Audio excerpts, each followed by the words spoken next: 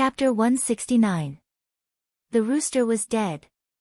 Suddenly, the empress, who had been sobbing quietly, screamed in panic, "Dead! Dead! Poison! The Buddha statue is poisonous! Muhu! Muhu, don't be like this! What happened to you?" Long Tianma hurriedly hugged the empress, but the empress kept struggling in fear. "Let go of me, the rooster is dead, do you see? The rooster is dead.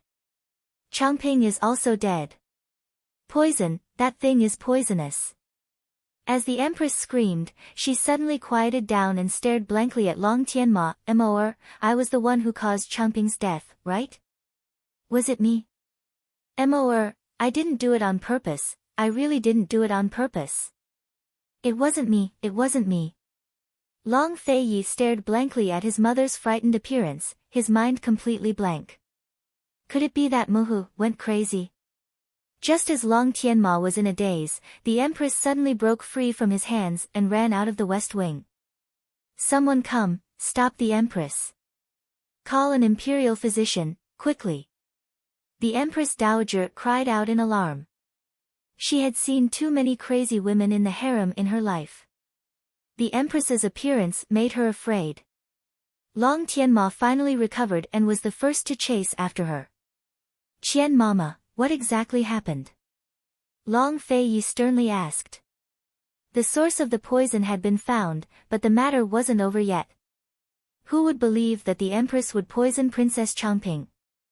There must be a reason for the empress to be so crazy. Qian Mama trembled in fear and didn't dare to hide anything. Not long after Princess Changping's death, Xiao Ye also died in the West Wing. She suddenly collapsed in that room, and her death was very similar to Princess Changping's. There was no reason for it, and there was no pain or illness. When the empress found out, she ordered this servant to secretly bury Xiao Ye. That day, the empress stayed in this room for a long time. When she came out, she ordered this servant to bury the wooden Buddha statue.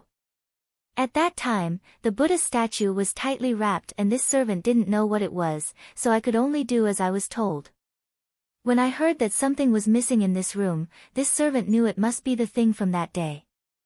Qian Mama paused for a moment, then added, "Your Highness, the empress definitely isn't the culprit. This Buddha statue was just sent from Nanzhao last year. The person who presented it said that the material was special and very rare. It's called something arrow wood." At that time, this servant was also present. The empress really didn't know that this thing was poisonous. Her Majesty must be blaming herself too much to hide this matter. Hearing this, Han Yunqing finally understood what was going on. That night, at the scene of Princess Changping's death, she had explained the matter of the poison arrow wood in detail. Later on, the empress had probably guessed the cause of Xiao Ye's death, which was why she had concealed Xiao Ye's death and buried the Buddha statue. However, was the empress blaming herself, unwilling to accept the result, or was she deliberately using this opportunity to frame her? Thinking of the empress's mental state, Han Yunqing didn't want to pursue the matter. She turned and bowed towards the Empress Dowager, saying lightly, "Empress Dowager, there are 2 wounds on Changping's right hand. There's poison on the wounds, the same as the one on the Buddha statue. It's the poison arrow wood. If the Empress Dowager doesn't believe me, you can ask other poison doctors to examine it. Qinxia is innocent. It was a coincidence. The Empress probably didn't want it to be like this." Now that the truth was out, what else could the Empress Dowager say? She seemed to have aged 10 years in a single night. Her usually astute eyes were now bloodshot and muddy. She never thought that Changping would die like this. In order to give her a surprise for the new year, for a Buddha statue, she lost her life. After a long time, the Empress Dowager murmured, "Han Yunqing, why didn't you go earlier? Why didn't you save Changping?" This was what the empress had just questioned Han Yunqing. She didn't have time to save the princess, so she was the culprit. The empress couldn't accept that the Buddha statue was the source of the poison. She couldn't accept that Changping's death was related to her own negligence. She was also afraid that the truth would be revealed, so she kept pointing fingers at her and even wanted her to confess. She was just deceiving herself. Han Yunqing exhaled, saying lightly, "Empress Dowager, doctors aren't omnipotent. Please restrain your grief." As a doctor, Han Yunqing blamed herself for not being able to save a life in time. She felt regret. However, this kind of thing happened too often. This didn't mean she had to take responsibility. She only rejoiced that she had the chance to explain herself. Otherwise, she would have died even more unjustly than Princess Changping. The Empress Dowager's brows furrowed as she stared at Han Yunqing. The surroundings were silent. But right at this moment, a eunuch suddenly flew in. Empress Dowager, the Empress, she has gone mad." The Empress Dowager was stunned. She only felt her vision darken before she fainted. Fortunately, an old mama by her side caught her in time and brought her into the room. "Gone mad?" Han Yunqing's eyes flashed with pity as her heart grew heavy. All right, no matter what the Empress thought, she was willing to believe that the Empress had lost her mind to frame her like this. She didn't want to pursue the Empress's false accusations anymore. If she thought like this, she could be forgiven. If she thought like this, the world would be much brighter. Han Yunqing inadvertently turned her head and saw Long Feiyi staring at her. "What are you looking at?" she blurted out. Long Feiyi gave a start and coughed lightly.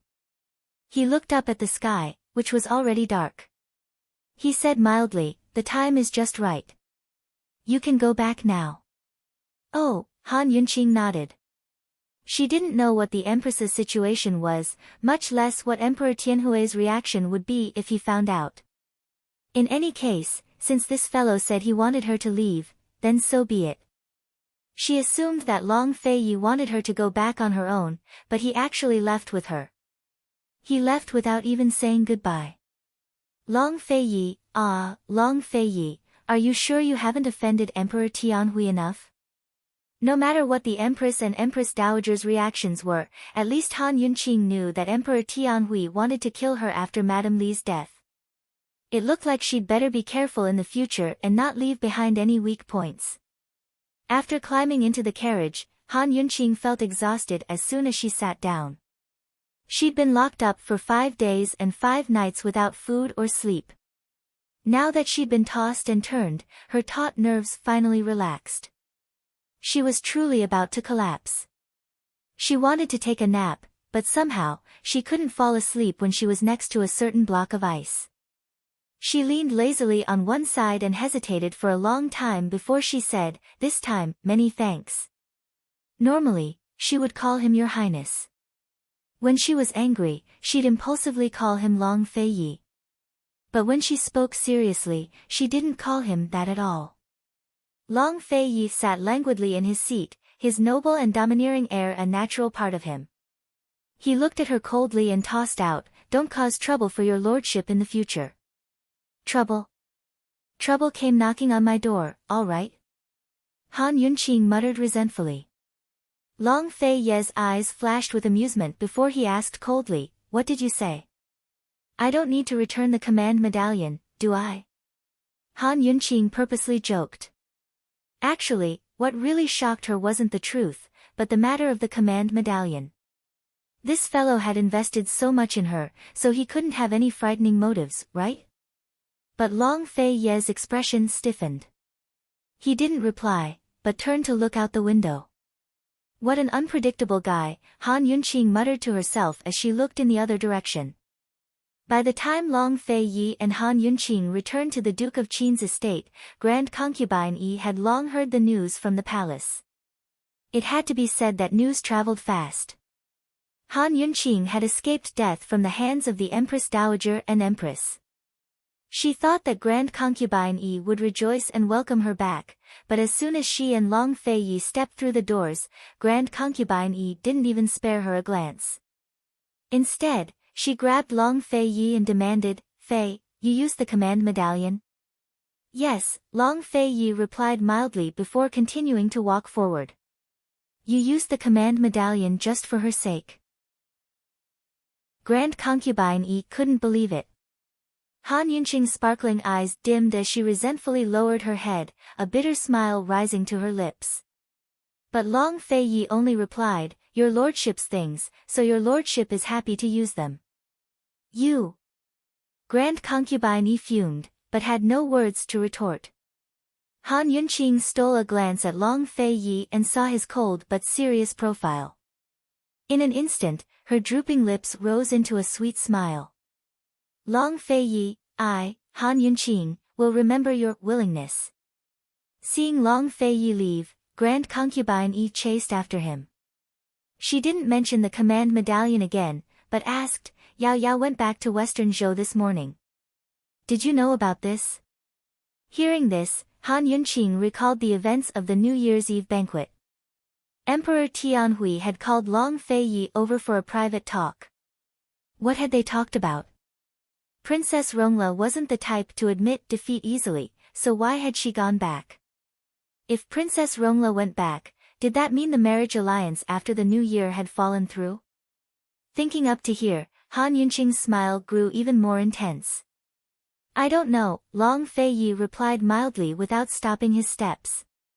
Grand Concubine Yi followed closely behind, her voice angry. "Fei. Mu Fei is talking to you." Long Fei Yi stopped. "Mu Fei, Princess Rongla's marriage alliance has nothing to do with the Duke of Qin's estate.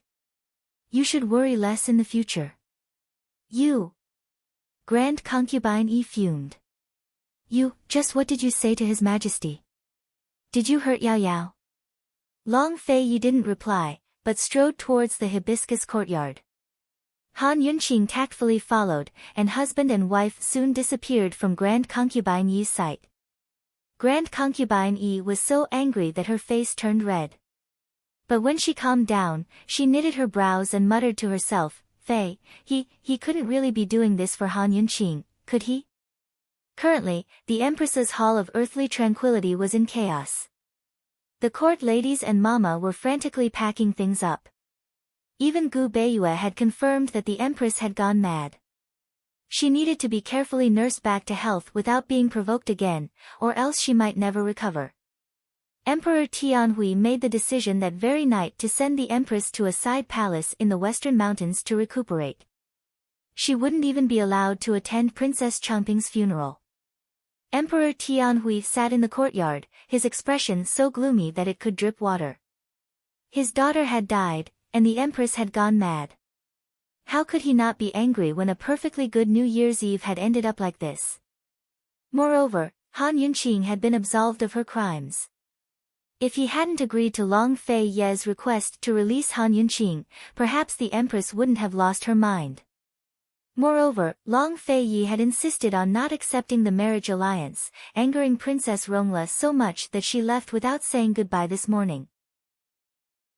He was still hoping to cooperate with Western Zhou on the northern border after the new year, but now it looked like things were hanging in the balance. Thinking up to this point, Emperor Tianhui clenched his fists and pounded the stone table a few times. At this moment, the Empress Dowager walked over with a heavy expression. "Emperor, let's hold the funeral tomorrow so that I won't feel sad." Emperor Tianhui gave a long sigh and nodded. The Empress Dowager sat down with a cold smile.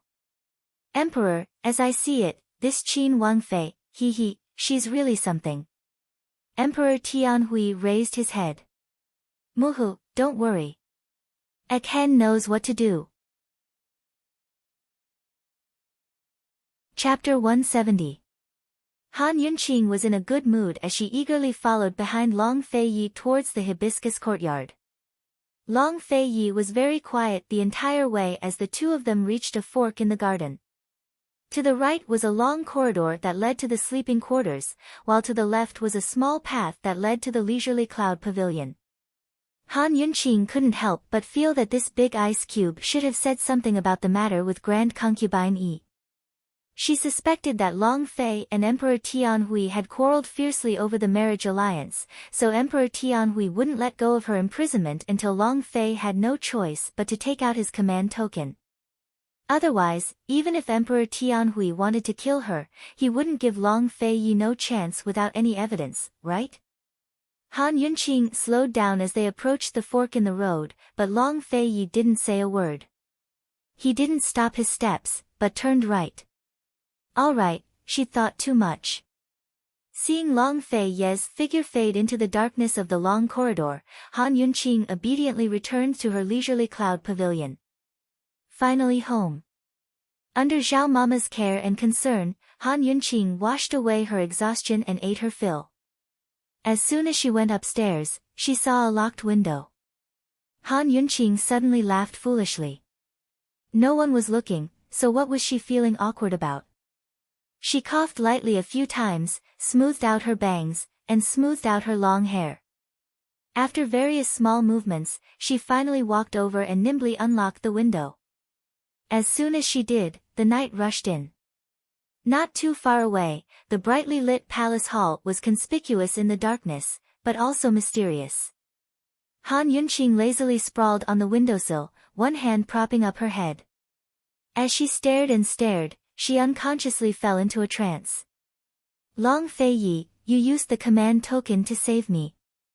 In the end, why, ah. At this moment, Long Feiyi was bathing in the hot spring pool in his bedroom. He leaned against the side of the pool, his ink-black hair casually draped over his shoulders. His slender and refined arms were spread out on the shore. His bronze-colored chest muscles were clearly defined, and his figure was so good that it made people want to vomit blood. People couldn't help but imagine the half of his body underwater. He raised his head. Even though his eyes were closed, he still exuded the domineering aura of a king. He seemed to be thinking about something. As for what he was thinking about, no one knew. The next day, Princess Changping's funeral was held. As for the truth behind the princess's death, it wasn't made public. To the outside world, it was only announced that the princess had contracted a terrible disease and died of natural causes. After all, publicizing the truth would be too embarrassing for the royal family, and it wouldn't reflect well on them either. Han Yunqing and Long Feiyi attended the funeral together. During the funeral, Han Yunqing clearly felt the Empress Dowager's hostility. Although Han Yunqing wasn't the culprit, she wasn't surprised by the hostility. Even if the Empress Dowager had arranged for her to marry Long Feiyi, she had no heart of loyalty to the Empress Dowager. Even if nothing had happened, she and the Empress Dowager would have been irreconcilable sooner or later. Emperor Tianhui, on the other hand, didn't reveal much of his emotions aside from his heavy expression and silence. In the end, an emperor was still an emperor. For the next few days, Han Yunqing rested at home. Grand Concubine Yi didn't make trouble for her because of Princess Rongla. News of what happened at the family banquet on New Year's Eve didn't spread. Princess Rongla's wedding seemed to have passed just like that. But Han Yunqing soon discovered that she'd been overthinking things. On the 15th day of the Lantern Festival, bad news came from Tianning's northwest borders. Western Zhou's emperor had transferred away a third of the troops stationed at the three-way battlefield.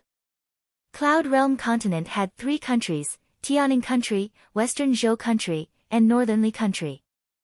The three countries bordered each other. To the north of Tianning was Northern Li, while to the west was Western Zhou. To the northwest of Tianning, northeast of Western Zhou, and southwest of Northern Li was a battlefield known as the three-way battlefield. The three-way battlefield couldn't be considered large, but it wasn't small either. It was about the size of 3 cities and had no tall mountains, but flat lands and hills. This was the land that the three countries had fought over for generations. Even now, the ownership of this land was still in dispute. Because of this, none of the countries could control it. Thus, it became a no-man's land with no sovereign or laws. When there were no wars, all sorts of shady dealings took place there. Fists were the law, and the strong were the kings. All three countries had built cities and garrisoned troops at the borders of the three-way battlefield to strictly control all movements at the border. It was to guard against the possibility of war breaking out at any moment. Unfortunately, Tianning Country suffered a great disadvantage because of its terrain. Northern Li's border was the easiest to defend, the Three Mountain Pass. It was basically impossible to cross the three-way battlefield and attack northern Li's border. Meanwhile, western Zhou's border was also a mountainous area. Although it wasn't as good as northern Li's, it wasn't easy to attack either. But Tianing country's border was completely flat. Of all Tianing country's borders, it was the most difficult to defend and the weakest. Although generations of Tianing country's emperors had worked hard to build a flat Great Wall here, the Great Wall of the southern route, it was still no match for northern Li's ferocious army in a real battle. Tianing and Western Zhou had formed an alliance through marriage because they borrowed Western Zhou's military strength to defend against northern Li's invasion. But now Western Zhou's emperor had withdrawn a third of his troops from the three-way battlefield after Princess Rongla's return. What did this mean? This was a threat to eat fruit. Emperor Tianhui viciously tossed out the memorial, causing all of the officials in the imperial study to fall to their knees, including General Mu and Mu Qinggu. Abominable. Truly abominable. Emperor Tianhui's temper flared. His original plans had been well laid out, but as soon as the marriage alliance was settled, he immediately proposed a meeting with Western Zhou's emperor to discuss military cooperation on the three-way border. They'd exchange weapons for each other's needs while balancing the two countries' strategies and making long-term plans. But who knew that such bad news would arrive before the new year was over? War was the best way to test a country's overall strength. Over the past decade or so since Emperor Tianhui's ascension, the three countries had been relatively stable. Although there were a few battles, they weren't major ones. Thus, Tianing's treasury had been empty for the past few years and its outdated military equipment hadn't been exposed. What Emperor Tianhui feared most was a major battle. More accurately, he feared that something would happen at the three-way battlefield. Northern Li had been eyeing Tianing country covetously to begin with. They wanted to use the three-way battlefield to break a hole in Tianing's northern defenses. Once Northern Li's emperor heard the news, how could he miss such a golden opportunity? How could he not make a move? In the silence, Mu Qinggu cupped his hands in salute and said, "Your Majesty, Western Zhou has gone too far. This soldier is willing to rush to the three-way battlefield immediately and deploy troops and provisions to defend the borders to the death." Mu Qinggu had always had opinions about the three-way battlefield's defensive strategies. If Tianing relied too much on Western Zhou, it'd only end up in the hands of others. The most important thing was that its own troops were strong. Still, Mu Qinggu was too young to understand Emperor Tianhui's true concerns. Even an old general like Mu Qinggu might not be able to see through Emperor Tianhui's depths. Emperor Tianhui glanced at Mu Qinggu, impatience flickering in his eyes. A long time later, he dismissed everyone. "Your Majesty, Western Zhou's actions are clearly," Mu Qinggu wanted to admonish him, but Emperor Tianhui cut him off angrily. "Get out." Mu Qinggu still didn't give up, but General Mu only glared at him before dragging him away. "Father, if His Majesty gives in this time, what will happen in the future? Moreover, the Duke of Qin might not agree. If news of this spreads, where will the Duke of Qin hide his face? Where will the dignity of my Tianing country go?" Mu Qinggu was furious. He knew that Western Zhou's emperor's actions were aimed at the marriage alliance for the sake of Princess Rongla's personal gain. Did Western Zhou's emperor treat the long-term cooperation between the two countries as child's play? Or perhaps Western Zhou's emperor had other ideas about the cooperation between the two countries and was simply using this as a pretext to make a fuss? Mu Qinggu had no time to consider all that. That was for the strategists to consider. He only knew that if the emperor gave in this time, he'd be showing weakness to Western Zhou. Shoo! Enough, enough. Great General Mu knitted his brows as he pulled Mu Qinggu away from the imperial study. Only then did he speak. "Qinggu, you have to remember your duties as a subject. And also, don't mention the Duke of Qin in front of His Majesty in the future." Everyone knew that the emperor valued the Duke of Qin and was even more on guard against him. The general's estate held military power and couldn't afford to get too close to the Duke of Qin. Father, why are you even? Before Mu Qinggu could finish speaking, he suddenly stopped. He saw His Highness Duke of Qin walking towards the imperial study from the side. Mu Qinggu was about to follow when General Mu said, His Majesty has long made up his mind. It's useless to persuade him otherwise. Go back. So speaking, he dragged Mu Qinggu away. Long Feiyi glanced at the Mu father and son who were tugging at each other. He had a clear idea of what was going on and walked expressionlessly into the imperial study. Inside the study, the memorials from the border regions were still lying on the floor. Emperor Tianhui was staring at the map on the wall with his hands clasped behind his back, his fingers intertwined. Long Feiyi picked up the memorial and glanced at it before tossing it onto the table. Imperial brother summoned Chindi so urgently. What's the matter? Take a look at that memorial, Emperor Tianhui said coldly. I've seen it, Long Feiyi replied immediately. What do you think? Emperor Tianhui asked. Imperial brother should find General Mu and the Ministry of War to discuss important military matters. Chindi doesn't understand these things. Long Feiyi was still very calm. But Emperor Tianhui suddenly laughed. That's true. How could Jin have forgotten? The Duke of Qin never participates in military matters. If there's nothing else, Chindi will take his leave first. Long Feiyi dared to say such things.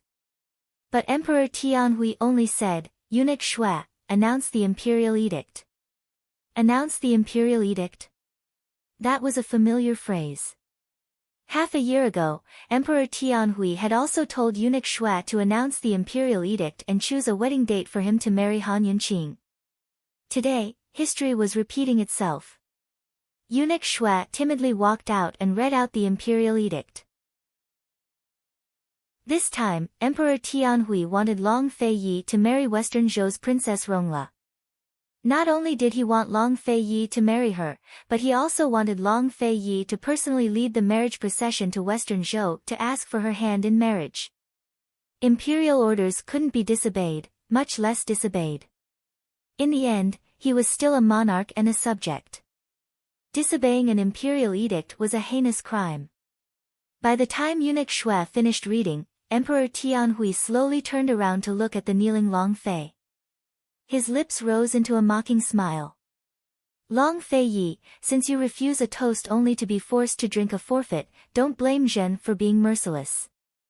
You didn't have a choice when you married Han Yunqing, so you won't have a choice this time either. Duke of Qin, still not accepting the edict? Emperor Tianhui asked with amusement. But Long Feiyi actually stood up and said cold, Imperial brother, Chindi can't do it. If marrying Han Yunqing was a form of compromise, then he'd only do it once in his life. Words for the readers, I'm so moved to see everyone's understanding. Thank you all, the Duke of Qin and Yunqi won't disappoint anyone. Chapter 171. Emperor Tianhui stared at Long Feiyi, who was standing stiffly in front of him. He was more shocked than angry. Can't do it. He dared to say he couldn't. Long Feiyi had already told him multiple times that he couldn't do it, but this time was different. This time, he was facing an imperial edict. Emperor Tianhui backed up a step and asked in disbelief, Long Feiyi, are you going to defy the edict? But Long Feiyi only said mildly, Chindi has already defied the edict. His tone was light, but it emanated a domineering air that made it impossible for anyone to ignore him. Even though he'd rejected Emperor Tianhui, he was still lofty and untouchable. Emperor Tianhui gave a start, as if he'd been intimidated by Long Feiyi's aura. No, he was the emperor. His authority wasn't to be challenged. Emperor Tianhui swept a table full of memorials to the ground as he narrowed his eyes at Long Feiyi. Killing intent rose from his body as he glared at him. After a moment, he ordered without hesitation, the Duke of Qin defied the edict. Take him to the Hall of Regrets and confine him there. Without Jin's permission, no one is allowed to visit him. As soon as he finished speaking, guards entered the room to detain Long Feiyi. Emperor Tianhui looked at him cold, expecting him to regret his actions and beg for mercy. But Long Fei Yi didn't resist. Instead, his lips rose into a cold, contemptuous smile as he was led away by the guards. It wasn't until the mountain-like figure vanished from the doorway that Emperor Tianhui fell back into his chair, as if waking up from a nightmare. He calmed himself down and glared angrily at the frightened eunuch Shui. He actually dared to defy the edict. Is he planning to rebel? Does he really think Zhen won't dare to deal with him? This time, Zhen's going to deal with him. Eunuch Shui, you go. You go. Stand guard personally for Zhen. No one is allowed to take half a step into the Hall of Regrets. Tell him that if he doesn't marry Princess Rongla, he can forget about leaving for the rest of his life. Eunuch Shui was scared to death, his heart pounding in his chest. He'd served 2 generations of sovereigns, but this was the first time he'd seen someone openly defy an imperial decree in front of the emperor. His mind was a blank, so he didn't even hear what Emperor Tianhui had said. What are you waiting for? Emperor Tianhui roared angrily as he swept everything left on the table to the ground. He was so angry that his nostrils were about to fume. Only then did Eunuch Shui come back to his senses. Not daring to tarry, he scrambled out. That day, the news that the Duke of Qin had defied the imperial edict and was placed under house arrest at Regret Palace spread out, shocking the entire court. After all, the Duke of Qin's power was enough to overturn the court and the common people. Even Emperor Tianhui feared him and wouldn't touch him lightly. But once he did, it would mean that Emperor Tianhui was serious. The situation was very serious. Grand Concubine Yi was the first to receive the news. She'd lost her meal halfway through and rushed to the palace, but not only was she unable to enter Regret Palace to see Long Fei Yi, she was refused entry to the imperial study as well.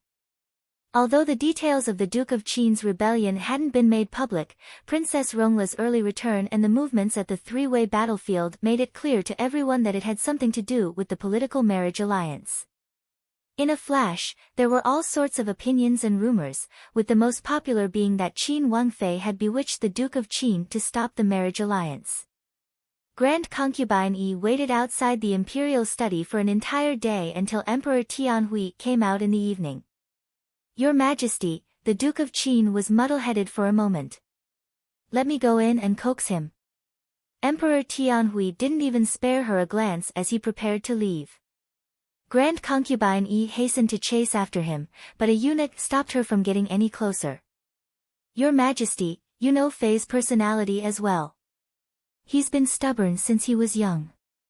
Just let me coax him, he'll definitely change his mind. Your Majesty, the situation at the borders is changing every day. If you, Grand Concubine Yi, Emperor Tianhui cut her off angrily. Grand Concubine Yi, is the Duke of Qin rebelling against the imperial edict? Grand Concubine Yi's expression changed at these words. She immediately shut her mouth and stood unmoving in place. Cold, Emperor Tianhui looked at her and asked, Grand Concubine Yi, tell me, is the Duke of Qin rebelling? No. The Duke of Qin would never dare. Your Majesty is a wise judge. Grand Concubine Yi immediately fell to her knees. She'd never kowtowed to anyone since the late emperor's death, but she was very clear in her heart that seniority meant nothing in the face of imperial power. Imperial power was the heavens, the earth, and everything else. Seeing Grand Concubine Yi kneel, Emperor Tianhui gave a cold snort and left with a flourish of his sleeves. It wasn't until the dead of night that Grand Concubine Yi returned to the Duke of Qin's estate dejectedly.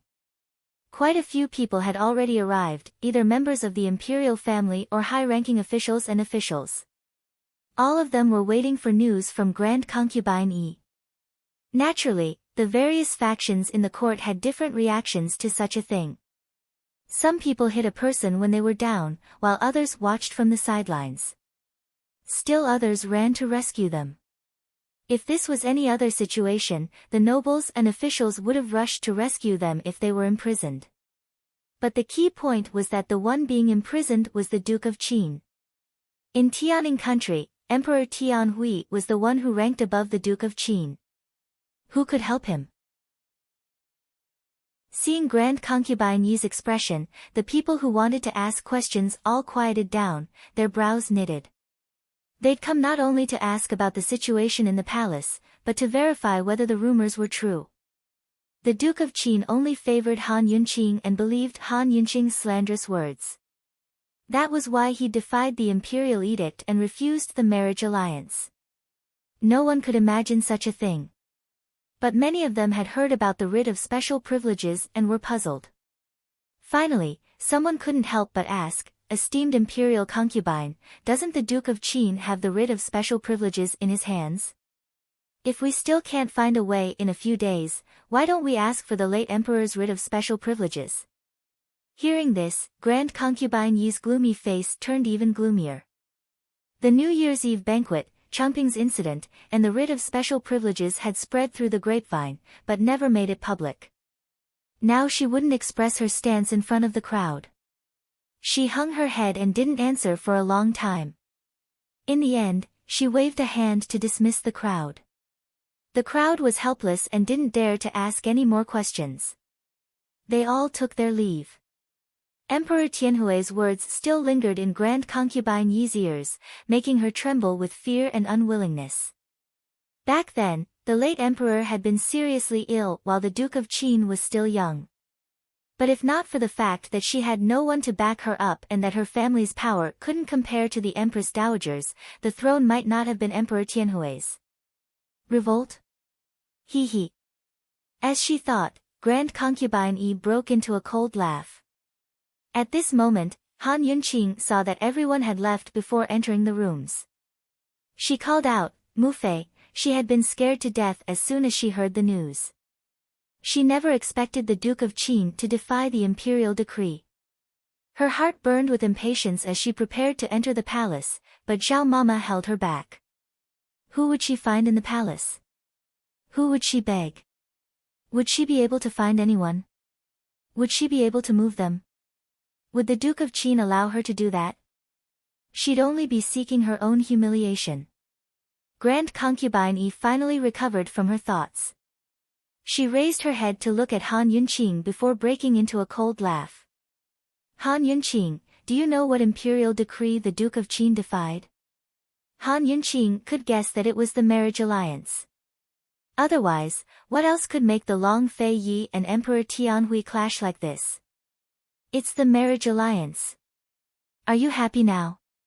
Grand Concubine Yi said as she rose to her feet and walked towards Han Yunqing step by step. Cold, she asked, are you satisfied now? Han Yunqing backed up 2 steps. Although she'd guessed it was the marriage alliance, hearing Grand Concubine Yi speak with such certainty still made her heart race. Are you satisfied? Grand Concubine Yi roared. Han Yunqing didn't expect this and blurted out, I'm not.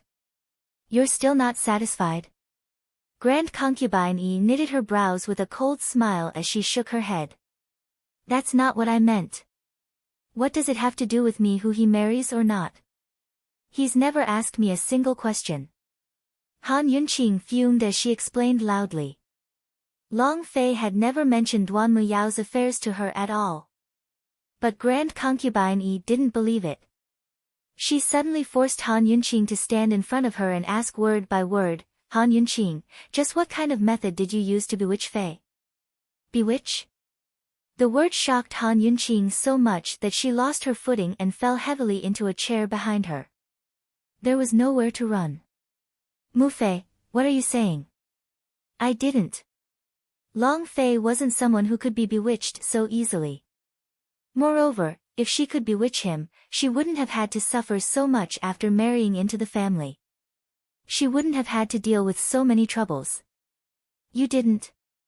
If you didn't, why did Fei refuse the marriage alliance? He was forced to marry you back then. Now he's marrying Princess Rongla. What's the difference? Grand Concubine Yi asked immediately. What's the difference? If there was a difference, marrying Princess Rongla would be a match made in heaven. Marrying her would be the laughing stock of the entire city. Han Yunqing had nothing to say.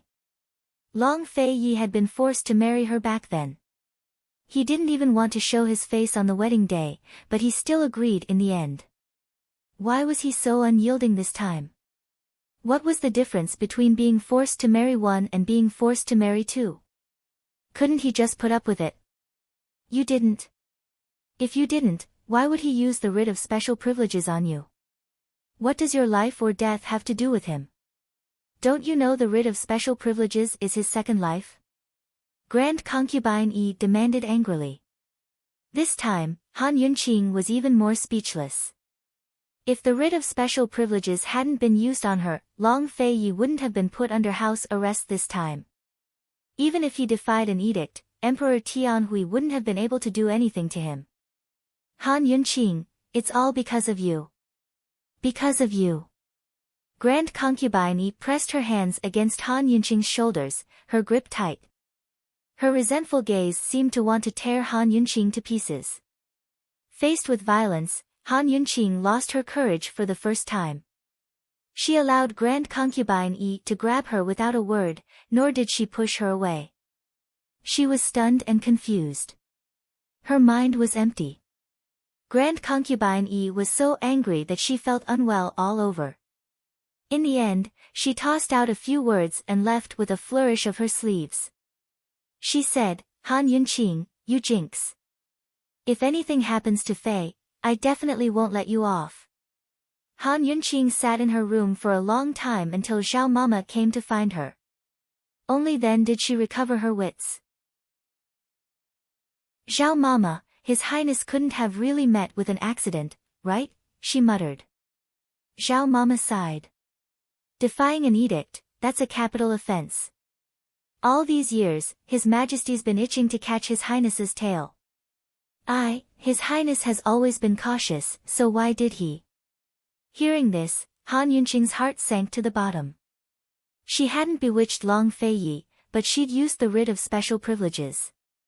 In other words, she'd harmed Long Fei Yi in the end. Very quickly, 10 days passed. No one could persuade Emperor Tianhui, and there was no news from the Hall of Regrets. All they could do was wait. Grand Concubine Yi didn't enter the palace either. As soon as she saw Han Yunqing, she didn't say a word, but her gaze was so venomous it could kill. Han Yunqing was filled with guilt. She didn't go anywhere, but sat outside Long Fei Ye's quarters for an entire day. Today, Zhao Mama ran over in a fluster. Esteemed Wang Fei, Han Yunqing rejoiced and immediately went to greet her. Zhao Mama, is there any news? Chapter 172. Seeing Zhao Mama's flustered appearance, Han Yunqing assumed there was news from the palace, but Zhao Mama only panted for breath as she shook her head. Han Yunqing grew anxious. Zhao Mama, say something. Zhao Mama was out of breath. Esteemed Wang Fei, Grand Concubine Yi, she wants to write a letter to ask Princess Rongla for help. What? Han Yunqing exclaimed, unable to believe her ears. It's true. The mama from the peony courtyard said, Esteemed Wang Fei, you can't do this, it's too shameful. Zhao Mama was both angry and anxious. Han Yunqing was even more furious. Without a word, she headed for the peony courtyard.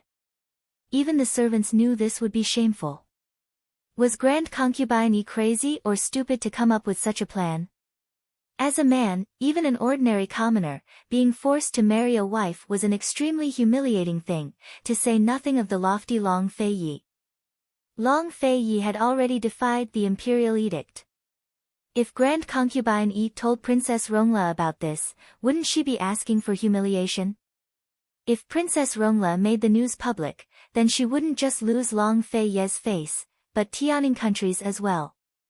Taking 10,000 steps back, even if Princess Rongla agreed to stop forcing the marriage, would Long Fei accept her kindness? Would Emperor Tianhui let him go so easily? In the end, the one to be humiliated would be Long Fei Yi. Han Yunqing stormed into the peony courtyard while Grand Concubine Yi was writing a letter in her study. Han Yunqing couldn't care less. As soon as she entered the room, she raged, "Mu Fei, don't harm His Highness." Grand Concubine Yi's hand trembled as she drew a long line across the letter, ruining it. "Mu Fei, His Highness would never agree to this. It's fine if he was forced to marry, but he's even asking the other party not to marry? What kind of thing is this?" Han Yunqing huffed. But Grand Concubine Yi set down her brush and raged, "Han Yunqing, what did you just say? Just who harmed Fei? You actually came here to criticize this consort. Just who was it that harmed Fei?" As Grand Concubine Yi spoke, she walked out and drew closer to Han Yunqing. "Speak. Just who was it that harmed Fei?" Han Yunqing finally calmed down. She lowered her eyes and fell silent. Grand Concubine Yi shoved her aside, causing her to stagger back a few steps and almost fall. "Han Yunqing, it's all because of you. You shameless woman. If you hadn't shamelessly barged in, none of these things would have happened today. Han Yunqing, do you know that His Majesty will lock him up for the rest of his life? His Majesty is worried that he won't have this opportunity." As soon as Grand Concubine Yi finished speaking, she backed away a few steps until she bumped into the table behind her. She supported herself with one hand while the other furrowed her brows in pain. She wasn't an idiot. Of course she knew that writing a letter to Princess Rongla was the stupidest thing to do, but she had no other way out. She couldn't even see the Duke of Qin right now, so she had no idea what was going on. If Emperor Tianhui really hardened his heart to imprison the Duke of Qin for the rest of his life, then he'd make his next move. The Duke of Qin's power would slowly crumble while the Duke of Qin's estate would gradually lose its status in the imperial clan. She couldn't bear any of this. The previous emperor had already passed away. Besides herself and the Empress Dowager, all of the other concubines were either buried with him or guarding the tomb. Her only support was this son of hers. Seeing the graceful, luxurious, and exquisite Grand Concubine Yi in such a state of despair, Han Yunqing felt an indescribable pain in her heart. Both mother and daughter-in-law fell silent. After a long time, Grand Concubine Yi looked over again and asked calmly, "Han Yunqing, if you don't beg Princess Rongla, do you have any other ideas?" This, Han Yunqing dearly wanted to reply, but no words came out when she opened her mouth. Did she have any ideas? In both her past and present life, she disdained any sort of birth or family background. She despised using connections to get things done. But right now, she dearly wished she had a noble birth and a strong maternal family to back her up. She'd have a way to get things done. Unfortunately, she didn't. She didn't have anything, her maternal family still depended on her to prop up the skies. Grand Concubine Yi didn't scold Han Yunqing any further, but turned to tear up the letter with a soft smile before leaving.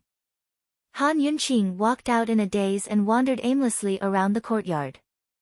But at this moment, Steward Xia ran over in a fluster. "Esteemed Wang Fei, esteemed Wang Fei." Han Yunqing didn't react at all. Grand Concubine Yi had already said all that. What other good news could there be besides Long Fei Ye's own compromise? With that guy's temper, how could he compromise? Steward Xia hastily ran in front of Han Yunqing. "Esteemed Wang Fei, something's happened. Something big. Your servant can't find esteemed imperial concubine, so I can only find you." "What's happened?" Han Yunqing's spirits rose. But Steward Xia only said, "The imperial uncle's second madam went to visit her maternal family during the Lantern Festival and came back infected with the plague. The imperial uncle's family didn't dare to report that they'd quarantined her, but yesterday the third young master fell ill as well. I heard he was infected." Han Yunqing was thoroughly refreshed. After all, the scariest things in ancient times weren't wars, famines, or floods. The scariest things were plagues. Actually, even in modern times, people paled at the mere mention of epidemics. "There's an epidemic outside the city. Why haven't I heard of such a big thing?" Han Yunqing asked. Esteemed Wang Fei, the imperial uncle's second madam's maternal family lives in Jun City, far from the capital. I heard that there was an epidemic in a small village there before the new year, but it was discovered early enough that it didn't spread. The imperial court has long secretly. Steward Xia didn't continue speaking and only made a kill gesture. Han Yunqing immediately understood. In modern times, people who contracted infectious diseases would be quarantined and even receive free medical care. In ancient times, they would also be quarantined, but it was basically impossible to save them. They would only be burned alive. Moreover, anyone who came into contact with the disease wouldn't be spared, even if they weren't infected. This was the sad part of medicine that was backward, but it was also helpless. Presumably, that village had already been burned to ashes. If the second madam was infected, then it meant that the virus hadn't been completely eradicated and had spread. Steward Xia, how do you know about this? Han Yunqing asked seriously. Esteemed Wang Fei, the third young master is the imperial uncle's only son. He's the empress's nephew. He's already sick, so how can paper cover the fire? Last night, the imperial physicians all went over. As Steward Xia spoke, he took out several packets of medicinal herbs and said in a low voice, Imperial Physician Li had someone secretly send these over to boil into a medicinal decoction. Everyone in the estate must take it. Imperial Physician Li also repeatedly ordered that the rooms be cleaned and ventilated. If there's nothing important, it's best not to go out. The imperial uncle's estate is also off limits. Almost every estate had a dedicated imperial physician.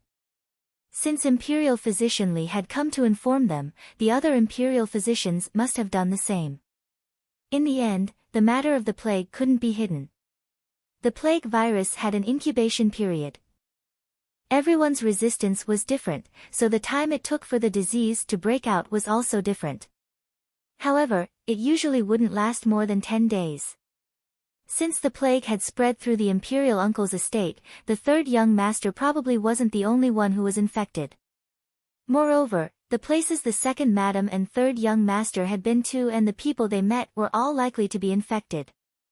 One person would spread to 10, 10 would spread to 100. Only the heavens knew how many more people would fall ill in the next few days. If the plague couldn't be contained, the entire imperial capital would be in danger. The imperial physicians must be frantically busy right now. Do you know what kind of disease it is? Han Yunqing asked seriously. Steward Xia was flustered. Imperial Physician Li didn't say, but esteemed Wang Fei, since it's a plague, then it's definitely. We should quickly report this to esteemed imperial concubine so that our estate can prepare for it. Han Yunqing examined the medicinal ingredients Imperial Physician Li had sent over, but couldn't figure out anything. After all, she wasn't very familiar with such matters. Mu Fei's in the rear courtyard. You should go. Han Yunqing didn't think too much of it. She was still immersed in the matter of Long Fei Yi. To her, that was the most important matter. After some hesitation, she told Steward Xia to secretly send a message to the Han estate before heading deeper into the flower gardens. But things went beyond Han Yunqing's expectations. A few days later, news of the Duke Pingbei's estate, Marquis Pingbei's estate, the Prime Minister's estate, and a few other prominent aristocratic families, even the palace itself, began to spread. There was no way to keep the news under wraps. Even the commoners were showing signs of the plague. By now, the plague had spread throughout the capital city beyond the imperial physician courtyard's control. Even Gu Beiyue had no idea what kind of disease it was. All of Tianning's capital city seemed to be shrouded in a gray haze. Everyone was on tenterhooks, and very few people dared to leave their homes. Because of the plague, the news of the Duke of Qin's house arrest naturally died down. Emperor Tianhui kept a close eye on the three-way battlefield while fretting over the plague in the capital city. Although Long Fei Yi still hadn't relented, Emperor Tianhui had no time to worry about him for now. Currently, Emperor Tianhui was deep in thought in his imperial study when eunuch Shui spoke up before he even arrived. Your Majesty, It's bad. Bad news. Emperor Tianhui glared at the door, only to see Eunuch Shui scrambling inside. Before he could lose his temper, Eunuch Shui reported, "Your Majesty, a court lady in the Empress Dowager's palace fell ill and died." What? Emperor Tianhui was so shocked that he almost jumped to his feet. Then he raged, "Immediately call Gu Beiyue over." "Your Majesty, Imperial Physician Gu is in the Empress Dowager's palace right now," Eunuch Shui reported. Emperor Tianhui prepared to go over immediately, but Eunuch Shui stopped him. "Your Majesty, you mustn't. Imperial Physician Gu is personally burning medicine for the Peace and Wellness Palace to expel the evil spirits. That place isn't clean anymore. If a sick person appeared in a place, it meant that the place was dangerous." But Emperor Tianhui had to pay a visit to his imperial mother's safety. He hurried to the Peace and Wellness Palace while asking, everything was fine, so how did she get sick? After all of the sick people in the palace had dealings with the imperial uncle's estate in the past. They'd long been quarantined.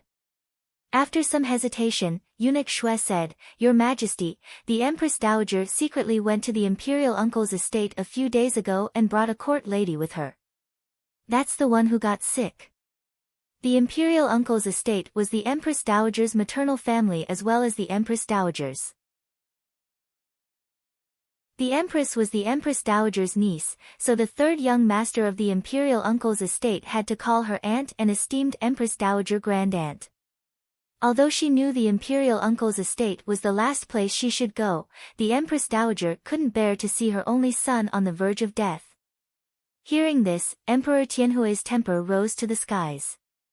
He lashed out at Eunuch Shui. "Nonsense. This is utter nonsense." By the time Emperor Tianhui arrived at the Peace and Wellness Palace, Gu Beiyue seemed to be discussing something with the Empress Dowager. As soon as the emperor entered, Gu Beiyue stopped talking, while the Empress Dowager knitted her brows with a troubled expression.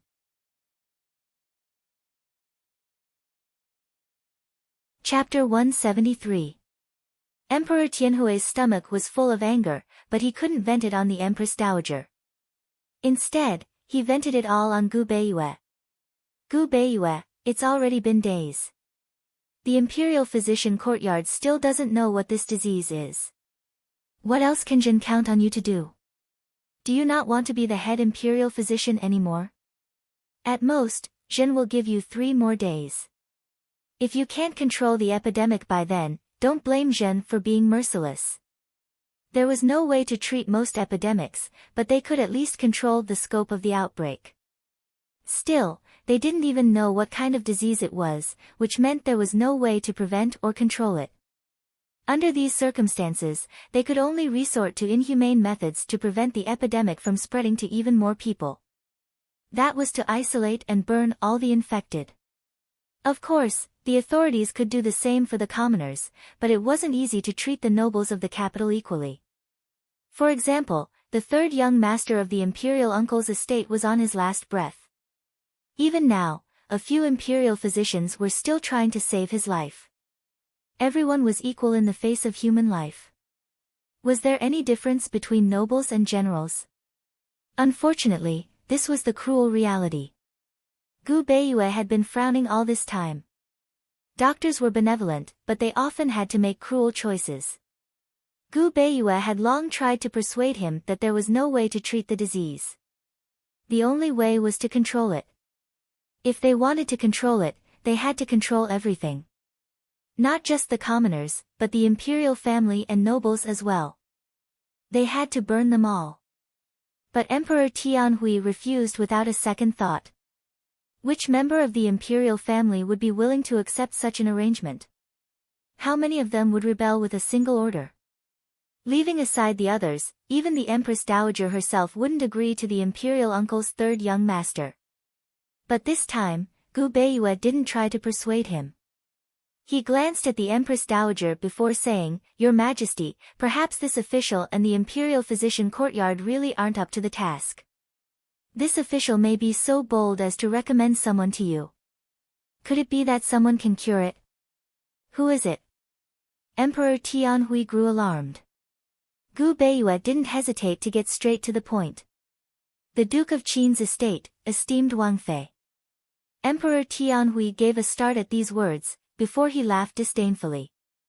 Han Yunqing. What did she know? She is a poison doctor. When did she become a divine doctor? Unexpectedly, Gu Beiyue had a serious expression on his face. Your Majesty, this humble subject discovered that something was wrong after examining the corpses. The corpses that died from the disease had been left here for a long time, so there were signs of livor mortis. If this humble subject's guess is correct, this plague is not an ordinary plague, but a poisonous plague. After the death of the palace maid in the Empress Dowager's palace, no one dared to deal with it. Due to the shortage of manpower in the Imperial Institute of Medicine, it took more than 2 hours for Gu Beiyue to arrive in person. It was also because of this that Gu Beiyue noticed the poisonous livor mortis on the corpse. Otherwise, as long as the patient died of illness, they would have been cremated immediately. Gu Beiyue had just told the Empress Dowager about this matter. Emperor Tianhui fell silent after hearing Gu Beiyue's explanation. Of course, Gu Beiyue knew that Emperor Tianhui dreaded Han Yunqing, but he feigned ignorance and said, based on this humble subject's experience, there's an 80 to 90% chance that this is a poisonous plague. Esteemed Wang Fei's poison skills are superb, so she must have a way to deal with it. That palace maid's corpse is still in the Imperial Institute of Medicine. Should we invite esteemed Wang Fei over to take a look? Emperor Tianhui remained silent. At this moment, the Empress Dowager spoke up. Emperor, there are so many people waiting to be saved. This is an important matter that can't be delayed. Hurry and call Qin Wang Fei over. After Princess Changping's death, the Empress had gone mad, and the Empress Dowager hated Han Yunqing to the core. But just then, Gu Beiyue had said that the third young master of the imperial uncle's estate could only hold out for a day at most. For the sake of the imperial uncle's sole heir, the Empress Dowager had no time to bicker with Han Yunqing. As long as there was a chance, she'd grab it. Emperor Tianhui had just shown his strength to the Duke of Qin's estate, but now he had to ask for help. Naturally, he'd lose face and be unhappy about it. But the Empress Dowager was right. This wasn't a small matter. Of course, Emperor Tianhui was smart enough to reply cold. Gu Beiyue, this is a matter for your Imperial Institute of Medicine. Zhen doesn't care who you ask for help, but Zhen wants to control the epidemic immediately. If he had Gu Beiyue ask for help in the name of the Imperial Institute of Medicine, Han Yunqing wouldn't be able to show off much. Gu Beiyue rejoiced. This official understands. This official will do it right away. Han Yunqing had been depressed for days over the matter of Long Fei Yi. Because of the rampant epidemic, she hadn't left the house at all, but sat outside the gates of Long Fei Yi to think things over. She knew that the epidemic still hadn't been contained, but she never expected it to be a poison epidemic. Frankly speaking, a plague was a highly contagious virus, but a poison epidemic was a contagious disease caused by poisons. Viruses and poisons were different. Viruses caused illnesses, while poisons caused poisons. More accurately speaking, the infected didn't die from illness, but from poison. Naturally occurring poisons that could cause contagious poisons were very rare, while man-made ones weren't easy to make. In other words, the chances of a poison epidemic breaking out were very low. Han Yunqing felt that something was fishy about the situation, but since Gu Beiyue had already sent people to ask for help, she didn't think too much of it. She immediately packed up and prepared to leave the house. But before she left, Steward Xia bumped into her. Esteemed Wang Fei, where are you going? I'll be right back, Han Yunqing said mildly. She hadn't told anyone that she was going to the Imperial Institute of Medicine. Esteemed Wang Fei, you can't go out. It's a mess outside right now. What if, before Steward Xia could finish, Grand Concubine Yi slowly walked over with a cold voice. Steward Xia, if she wants to die, just let her go. It's best if she doesn't come back. So speaking, Grand Concubine Yi didn't spare Han Yunqing a glance before walking past. Grand Concubine Yi was depressed over the Duke of Qin's affairs and had been like a walking corpse these days. Even Steward Xia felt hurt by her words, to say nothing of Han Yunqing. She didn't say a word, but watched Grand Concubine Yi's figure disappear into the gardens before turning back to smile at Steward Xia. Steward Xia, help me keep the door open tonight. I'll definitely come back. She hadn't smiled in the past few days. But now she was. Not only was she smiling, but her clear eyes were shining with a moving light as if she'd been reborn. Han Yunqing, what's wrong with her? Steward Xia gaped at the sight, while Han Yunqing didn't say anything else. She simply turned and walked out. As soon as Gu Beiyue heard that Han Yunqing had arrived at the Imperial Institute of Medicine, he immediately went out to greet her. Esteemed Wang Fei, this official knew you'd come. You're so sure, Han Yunqing smiled.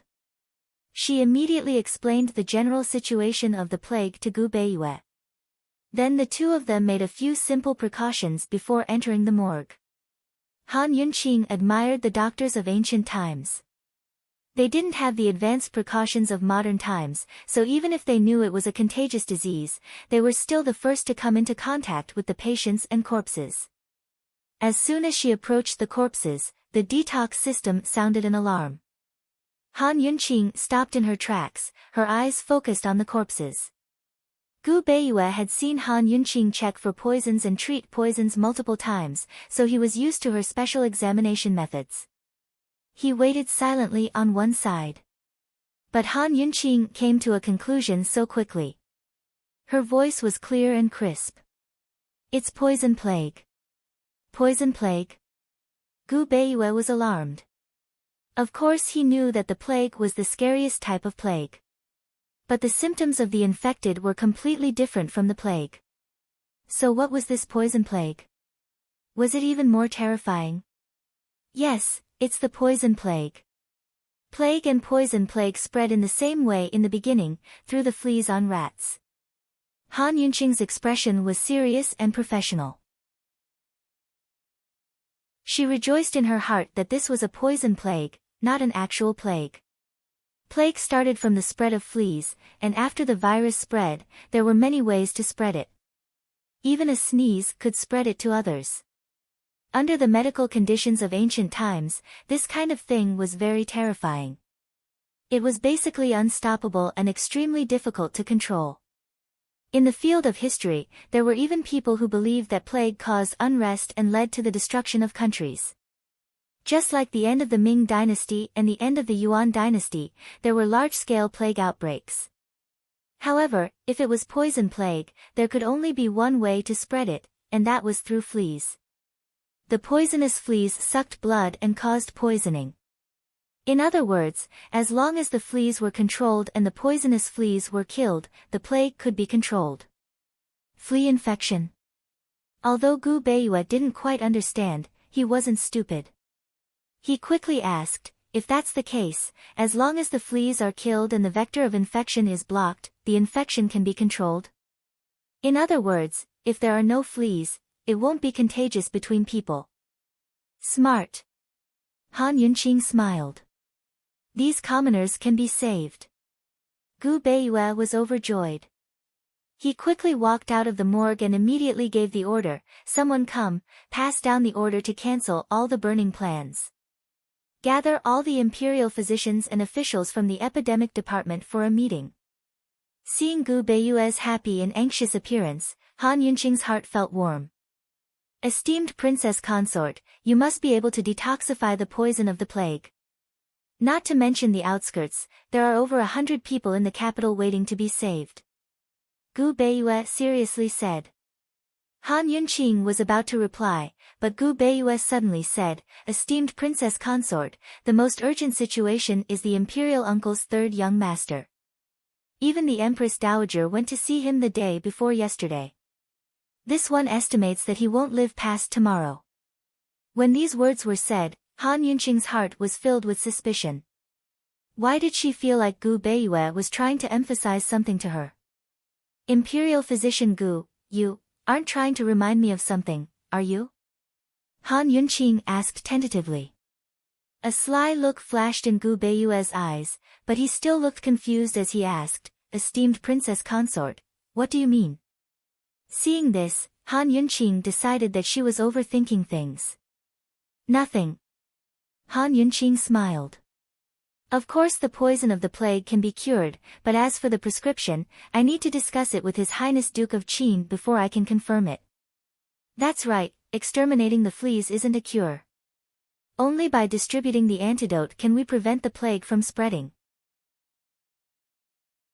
One could say that Han Yunqing was taking advantage of the situation or was selfish, but when Gu Beiyue sent people to the residence to find her, she immediately saw hope of saving Long Feiyi. This plague had occurred in the capital. If it wasn't contained, it would definitely cause unrest and even affect the country's politics. Moreover, the Emperor and Empress Dowager were probably anxious to save many infected people. Not to mention others, just the third young master of the imperial uncle's estate was the Empress Dowager's precious treasure. The smile in Gu Beiyue's eyes deepened. Unfortunately, Han Yunqing didn't notice. Esteemed Princess Consort, could it be that His Highness only just found out the prescription for the poison of the plague? Gu Beiyue asked. It's a secret. Han Yunqing was delighted. Imperial Physician Gu, bring my words to His Majesty. He'll understand. Long Feiyi, you used the late Emperor's decree to save me. Then, today, I, Han Yunqing, will threaten the current Emperor for your sake. Han Yunqing finished speaking and sat down on the side. She was going to wait here.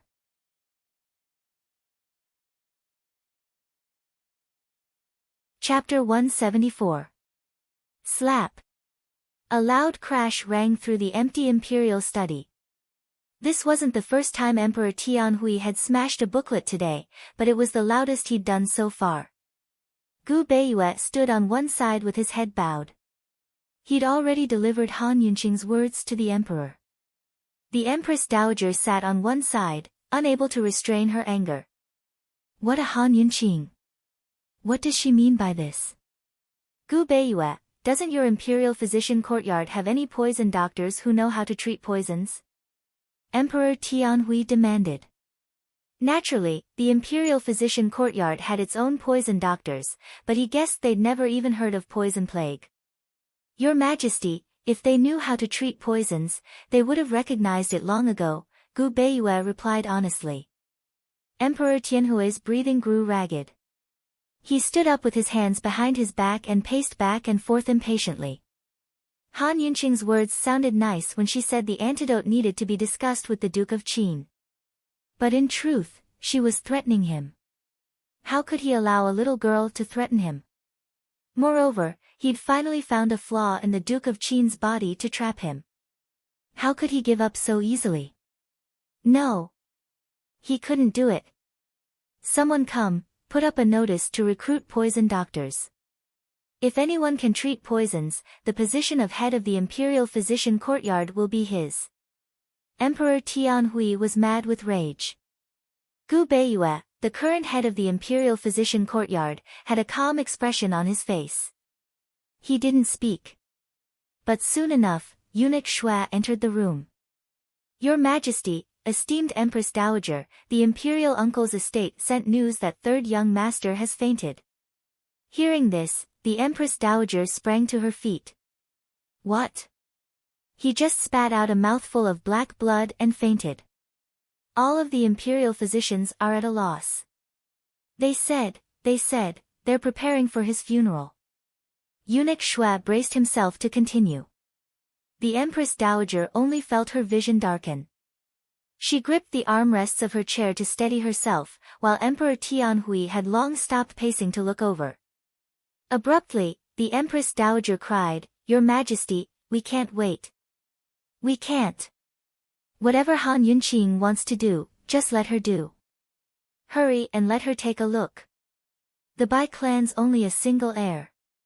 Emperor Tianhui's eyebrows furrowed as he hesitated. Emperor. Are you going to watch the Bai family have no descendants? The Empress Dowager said angrily. Emperor Tianhui was very reluctant, but there was nothing he could do when faced with the plague and death. Coldly, he said, Gu Beiyue, go tell Han Yunqing that Zhen will let her see the Duke of Qin if she saves third young master's life. When she heard the good news, Han Yunqing leapt out of her seat in high spirits. Heaven never bars one's way. This time, she was going to show Grand Concubine Yi that she didn't have Princess Rongla's noble birth or powerful backing. She could still contend against Emperor Tianhui with her own hands and skills and rescue Long Fei Yi. Han Yunqing was so happy that she grabbed Gu Beiyue's arm. Hurry up, let's go to the imperial uncle's estate. Gu Beiyue stared at her slender, delicate hand as a trace of reluctance flitted past his eyes. Still, he gave a light smile and pried her hand free. Esteemed Wang Fei, this way. The carriage has already been prepared. Gu Beiyue's movements were so natural that Han Yunqing's heart was open and magnanimous. Although he'd broken free, she didn't think there was anything wrong with holding hands. The two of them didn't feel awkward at all as they strode towards a side door. Gu Beiyue mused that it was precisely because she had no distracting thoughts and was magnanimous that she dared to be so unrestrained. Han Yunqing had the formula for the poison plague's antidote, but she didn't have the medicine. Still, her acupuncture skills were enough to save third young master's life for a few days. Moreover, even if she had the antidote, she wouldn't use it until she saw the Long Fei Yi at this critical juncture. The news had already reached the imperial uncle's estate before they'd even reached it. As a result, someone immediately came to greet them the moment they arrived at the entrance and hurriedly led them to third young master's room. Imperial physician Gu, stay behind. Don't let anyone else in. Han Yunqing still stuck to her old rules. Her words angered the old imperial uncle. Han Yunqing, what are you planning to do to third young master? What's so shameful about it? Will you be able to bear the consequences if anything happens to him? Old imperial uncle, I can clearly explain to you what I'm planning to do.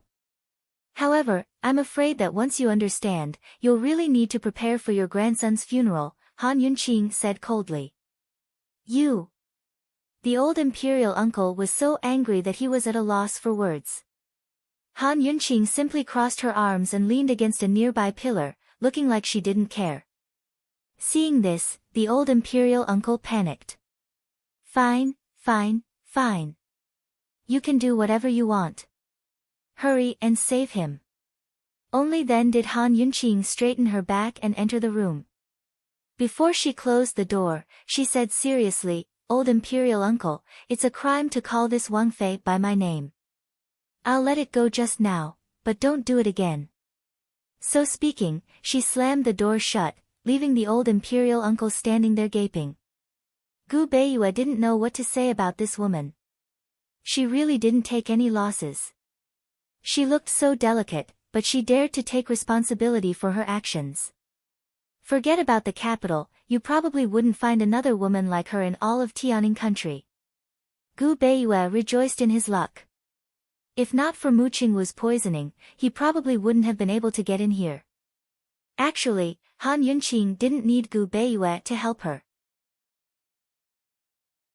She could handle everything herself, but she seemed to have gotten used to Gu Beiyue watching from the sidelines.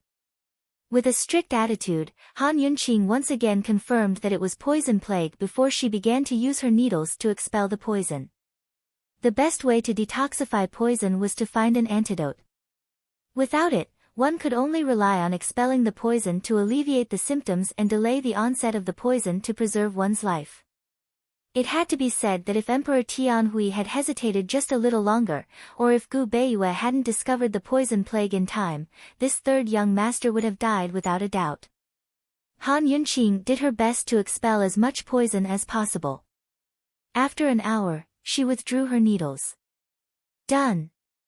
Gu Beiyue promptly handed over a clean handkerchief. Han Yunqing smiled and accepted it. Thanks. As soon as she opened the door, the imperial uncle's entire family surrounded her, all of them talking at once. Although the old imperial uncle didn't speak, he was still nervous. His life is safe for now. He should be able to hold out for 5 or 6 days. If we want to save him, we'll need an antidote, Han Yunqing said seriously. Then where's the antidote? The old imperial uncle couldn't help but ask. But Han Yunqing only replied, then we'll have to wait for His Majesty's news. What did she mean by that? Everyone was puzzled. The imperial uncle was even more surprised and confused. Han Yunqing didn't have time to dawdle here.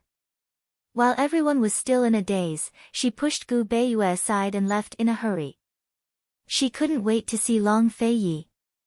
As soon as she entered the palace, Han Yunqing headed straight for the Hall of Regrets.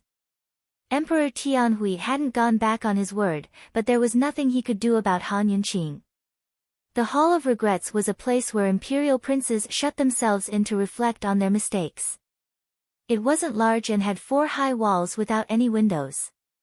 There was only a single door, so one could imagine how boring the days inside would be. Eunuch Xue opened the door. Esteemed Wang Fei, please. Han Yunqing had rushed all the way to the palace, but she grew timid as soon as she reached the door. Her heart was racing. How would Long Feiyi react when he saw her? Esteemed Wang Fei, please, Eunuch Xue repeated. Han Yunqing finally stepped inside and shut the door behind her. The interior of the palace was empty except for a small room. The door was shut tight, and the surroundings were silent. Han Yunqing walked to the door and lightly knocked. Your Highness. But no one answered her. Your Highness, are you inside? Your Highness. Han Yunqing called out a few more times, but there was still no reply. There was no one in sight in the courtyard, so Long Feiyi could only be inside. Why wasn't he answering her? Had something happened to him? Could it be that Emperor Tianhui had tortured him? Or was he sick and infected with the plague? Thinking up to here, Han Yunqing grew frightened and panicked. Long Feiyi. She shouted as she shoved the door open, only to find no one inside. Where was he? At the same time, Long Feiyi was sitting on the roof, his naturally cold lips drawn up into a faint curve. Still, he didn't speak. Long Feiyi. Long Feiyi, where are you? Are you here? Han Yunqing walked out of the room, her heart burning with anxiety as she shouted. The more she thought about it, the more she felt that something was off. She almost lost all confidence in herself. Had Emperor Tianhui tricked her? Long Feiyi couldn't have long. After all, Emperor Tianhui had the right to sentence him to death for the crime of defying an imperial decree. Thinking up to here, Han Yunqing hastened towards the door. But it was at this moment that Long Feiyi finally spoke up. Han Yunqing, who allowed you to call your lordship by name? Hearing this, Han Yunqing halted her steps and turned to look at the roof, only to see Long Fei sitting high up in the air. Noble, domineering, mysterious, grave, and dignified, he looked like a god high up in the clouds. His deep eyes were currently staring at her. Han Yunqing gave a start before she burst into laughter. Stupidly, she blurted out, Long Feiyi, you're all right. You scared me to death. This guy, he's actually sitting on the roof. So many people outside are worried about him, but he's so relaxed. What were you afraid of? Long Feiyi arched a brow as he asked. What was she afraid of? Just then, was she really afraid? Han Yunqing raised her head to look at Long Feiyi. After a long time, she pursed her lips and teased, I was afraid that if anything happened to you, I'd have to be buried with you. At these words, Long Feiyi's smile vanished. He landed on the ground and asked cold, how did you get in? It had been so many days, but Mu Fei hadn't come. Presumably, the emperor had issued strict orders. He never expected this woman to get in, which really surprised him. But what surprised him even more was Han Yunqing's reply. I'm here to save you. Long Feiyi grew curious. Han Yunqing immediately told him about the poison plague. She was so enraptured and full of spirit that she didn't even notice that Long Feiyi had been staring at her the entire time. Actually, he didn't need her to save him. Emperor Tianhui hadn't thrown him straight into the prisons, but confined him to the palace instead. This was enough to prove that the emperor had left him a way out and had some misgivings. He was the youngest of all the imperial princes and the weakest of them all. Naturally, he had his own skills to be able to survive such a fierce struggle for the throne. Emperor Tianhui couldn't touch him in the past, but now it was even harder. Why did you save your lordship? Long Feiyi asked again, his amused gaze boring into Han Yunqing's eyes. His gaze was so domineering that it seemed capable of piercing straight into her heart. Han Yunqing immediately avoided it, her heart pounding in her chest. Unexpectedly, Long Feiyi suddenly drew closer, his powerful aura enveloping Han Yunqing in an oppressive manner. Because she didn't want to be buried with me? Long Feiyi thought. If this woman dares to say that again, I'll definitely make her regret it.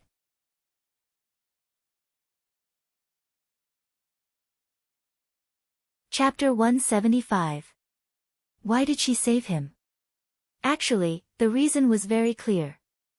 But why did Han Yunqing hesitate in the face of Long Feiyi's forceful interrogation and domineering gaze?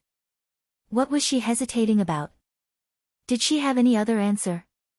Why? Long Feiyi pressed closer and closer. Han Yunqing blurted out anxiously, because you used the pardon order to save me. Now that I'm saving you once, we'll be clear.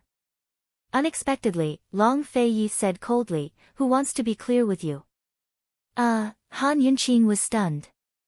She stared at Long Feiyi with wide eyes. This guy, what did he mean? This time, it was Long Feiyi who avoided her gaze. He immediately pushed her away, coughed lightly, and said coldly, Han Yunqing, this prince's pardon order isn't that easy to return. You still owe this prince. Stingy guy. Han Yunqing pursed her lips. She couldn't be bothered to be so calculative with him. Since he was done with his questions, it was her turn to ask. Are you under house arrest because you disobeyed the imperial decree and refused to marry Princess Rongla? Han Yunqing felt like an idiot when she asked the question. It was an obvious question, but she still asked it anyway. Yes. Long Feiyi was very straightforward. Why? Han Yunqing hurriedly asked again. Alright, asking this question also made her feel very stupid, but she still asked it. However, this time, Long Feiyi was not straightforward. He asked back, does this matter have anything to do with you? For a moment, Han Yunqing was speechless. Actually, this was what she really wanted to ask, but she didn't expect this guy to use it to ask her. Did rejecting Princess Rongla have anything to do with her? Otherwise, if he was forced to marry one, marrying two was also the same. Why was he so stubborn to make such a big deal out of it? Alright, she admitted that when she saw Long Feiyi's cold face and cold eyes, she couldn't ask. What if she angered this guy? In fact, being forced to marry one woman was already very sullen. There was no need to sullen a second time, right? Han Yunqing thought so and felt much better. It's okay. I was just asking. Long Feiyi narrowed his eyes and asked coldly, do you have any other questions? No. Han Yunqing didn't look up and missed the displeasure in his eyes. Long Feiyi did not speak again. Han Yunqing lowered her head. The two of them were always like this. As they talked, they suddenly fell into silence. Of course, Han Yunqing quickly looked up and said, the prescription for the antidote is in my hands. I'll go find His Majesty right now. Even if he doesn't want to, he'll have to release them. Actually, Long Feiyi had never liked or cared for women's help. But when he saw Han Yunqing so confident, he couldn't help but nod his head. I'll wait for you. Han Yunqing rejoiced and left in a hurry. But as soon as she left, she saw Emperor Tianhui standing alone by the door. When Han Yunqing walked out, Eunuch Shui quickly locked the doors again. Han Yunqing was calm and unruffled, neither servile nor overbearing as she bowed. Is your majesty waiting for the Duke of Qin's prescription? The Duke of Qin's prescription. This woman was truly sharp-tongued. Emperor Tianhui didn't hide his anger, but it was written all over his face. Coldly, he asked, "Where's the prescription?" Han Yunqing replied unhurriedly, "The prescription is in the Duke of Qin's hands. He said that only he could find the ingredients on it." Emperor Tianhui's hands had long clenched into fists in his wide sleeves. Hearing these words, he couldn't bear it anymore. It was bad enough that this woman threatened him, but she even used Long Fei Ye's name to threaten him. She really knows how to fight for Long Fei Ye's face. But Han Yunqing took things one step further. "I'll have to ask your majesty and his highness Duke of Qin to discuss the prescription. If there's a need, Yunxi will do her best to help you find the ingredients." Wasn't this the same as asking him to go beg Long Fei Yi to come out? Emperor Tianhui was so angry that he almost spat up blood. Killing intent shot out from his eyes. If possible, he'd kill Han Yunqing by 1,000 cuts right now. At the same time, Long Fei Yi was in the courtyard and heard every word clearly. He seemed very satisfied, his lips curled up in a smile the entire time. There was no way Emperor Tianhui would enter the Hall of Regrets, much less discuss the poison plague prescription with Long Fei Yi. With Long Fei Ye's personality, he'd definitely find a chance to strike back and make it impossible for him to back down. Emperor Tianhui glared at Han Yunqing for a long time before speaking cold voice to eunuch Shui. "When the Duke of Qin has had enough remorse, have him come out." So speaking, he flicked his sleeves and left without a backward glance. Eunuch Shui stared at Emperor Tianhui's retreating form in disbelief, unable to recover his senses. "Eunuch Shui, why aren't you opening the door yet?" Han Yunqing reminded him with a smile, in a very good mood. Eunuch Shui glanced at Han Yunqing and couldn't help but sigh with emotion. Women really are a source of calamity.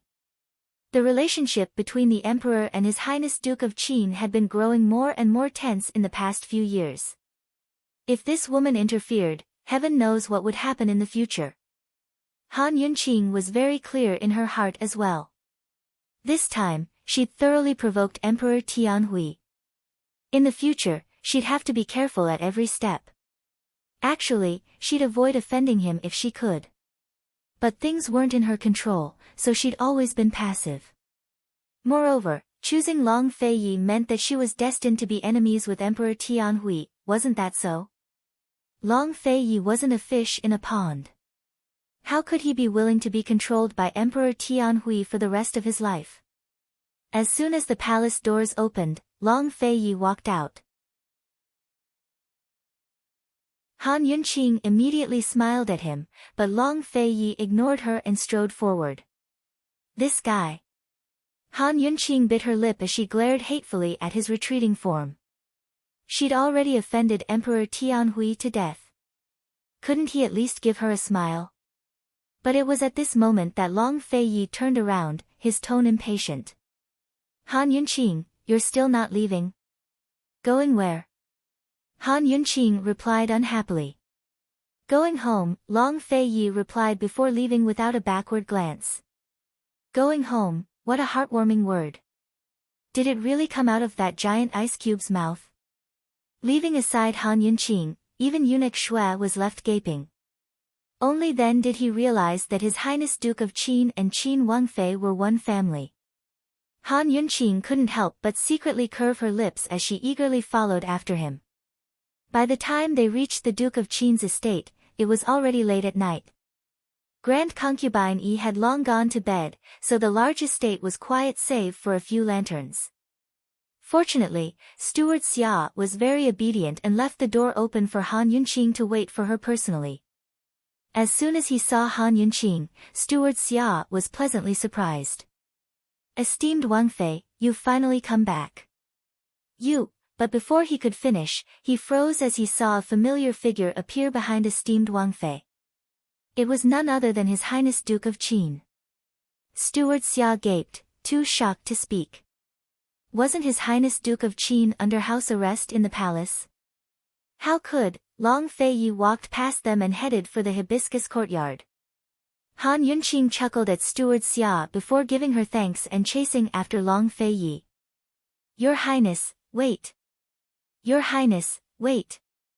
Unfortunately, Long Fei Yi was too lazy to pay attention. Instead of stopping, he walked faster and faster. After being imprisoned for so many days, he hadn't been able to see anyone. There were many reports he couldn't receive or send out, so he had to deal with the matters at hand immediately. Long Fei Yi. Han Yunqing panicked and rushed forward to grab his arm. Long Fei Yi finally stopped, his cold eyes looking down at her fiercely. Let go. Han Yunqing felt as if she'd been electrocuted and let go. Come with me for a bit, just for a bit. Something very important? Long Fei Yi asked. Not really, you'll know when you come, Han Yunqing didn't know how to explain. I don't have time. What important matter could she have? Even if she wanted to find medicine, she didn't need to leave immediately. He couldn't delay the matters at hand any longer. Seeing that he was about to leave, Han Yunqing threw caution to the wind and grabbed his hand again. It's something very important. With that, she dragged him away. Long Fei Yi frowned, looking displeased. This woman was getting bolder and bolder. Just as he was about to push her hand away, he saw her little hand holding his tightly. Long Fei Yi hesitated for a moment, interest flashing in his eyes. He purposely deepened his inner energy to make himself heavier. Han Yunqing had been able to pull Long Fei Yi easily at first, but gradually, it became more and more difficult for her to pull him away. After walking less than 10 steps, she couldn't pull Long Fei Yi any further. Finally, she realized that something was wrong. She frowned and looked over, her little face full of stubbornness and anger. She tugged fiercely and fiercely. It's really something very important. Let's go. It seemed that this was the first time a woman had dared to be so fierce to him. Or perhaps it could be said that this was the first time a woman had been so fierce to him. He wanted to be angry, but he only said coldly, then let go. Han Yunqing immediately released him. Although she'd let go of his arm, Long Fei Yi felt as if she'd let go of his heart as well, leaving him feeling empty and empty. He didn't like this unfamiliar feeling. Lead the way, he said coldly, urging her on instead. Han Yunqing turned to leave, leading Long Fei Yi all the way to Grand Concubine Yi's peony courtyard. Grand Concubine Yi had long fallen asleep, while Gui Mama, who was on night watch, was curled up by the door, dozing off. Han Yunqing ignored Gui Mama and went to knock on the door herself. Bang, bang, bang. Long Fei Yi stood behind her, completely unable to guess what this woman wanted to do. Mu Fei was already asleep, so why was she looking for her? The knocking on the door woke up Gui Mama, who was getting up when Grand Concubine Yi's angry voice came from inside. Gui Mama, what's going on? What are you doing in the middle of the night? But Gui Mama didn't reply. She simply stared at Long Fei with wide eyes and slack jaws, still in a half-rising position. Heavens, the Duke of Qin. The Duke of Qin had actually come back. Very soon, Grand Concubine Yi came out in her outer robes, only to see Han Yunqing blocking the door. She grew furious. Han Yunqing, what are you doing? But Han Yunqing was all smiles as she laughed. Mu Fei, I'm back. I brought His Highness Duke of Qin back, too. So speaking, she stepped aside, allowing Grand Concubine Yi to see Long Fei Yi standing on one side. Grand Concubine Yi immediately muffled her mouth. She didn't even care about her outer robes, because she couldn't believe her eyes. She rushed out and hugged Long Fei. Fei, you, Long Fei Yi finally understood why Han Yunqing had brought him here. He allowed Grand Concubine Yi to examine him up and down, asking him questions here and there. He felt a little helpless, but couldn't refuse. Meanwhile, Han Yunqing sat on one side, secretly amused by Grand Concubine Yi's excitement. She wasn't a scourge, much less a jinx. Although her family had declined and she had no power, influence, or backing, far inferior to Princess Rongla's honor and glory, she still relied on her own abilities to bring Long Fei back. Grand Concubine I, Han Yunqing, am no worse than Princess Rongla in any way.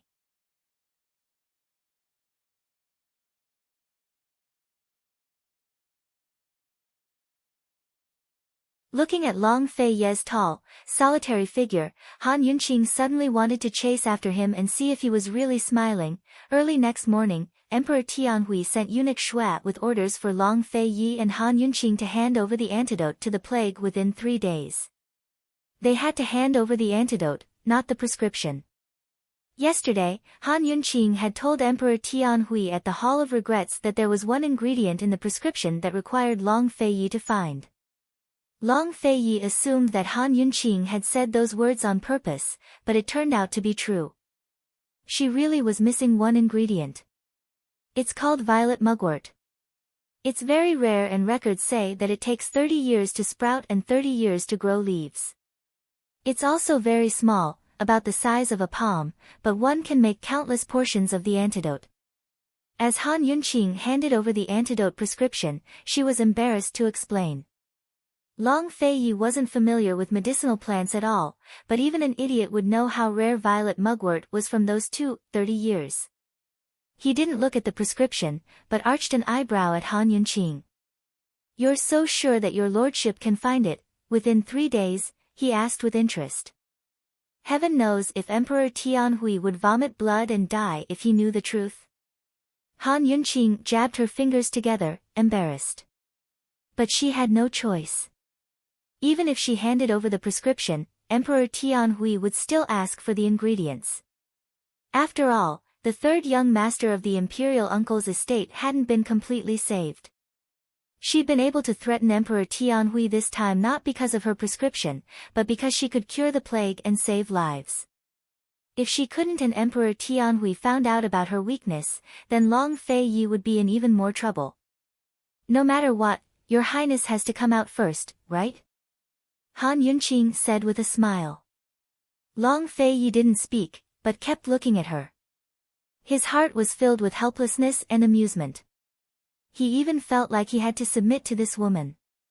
She really had the guts to threaten and lie to Emperor Tianhui. "Your Highness, there's no time to lose. As Qinxie sees it, let's make another trip to Medicine Ghost Valley," Han Yunqing suggested. Medicine Ghost Valley had many wondrous ingredients, so that was the first place Han Yunqing thought of. Even if there weren't any, His Excellency Pill Fiend should know where to find them. Long Fei Yi thought of Medicine Ghost Valley as well. He nodded and prepared to leave when Han Yunqing said, "Your Highness, take Imperial Physician Gu with you." "Why's that?" Long Fei Yi was surprised. There are still a few precious ingredients in the prescription that need to be carefully selected.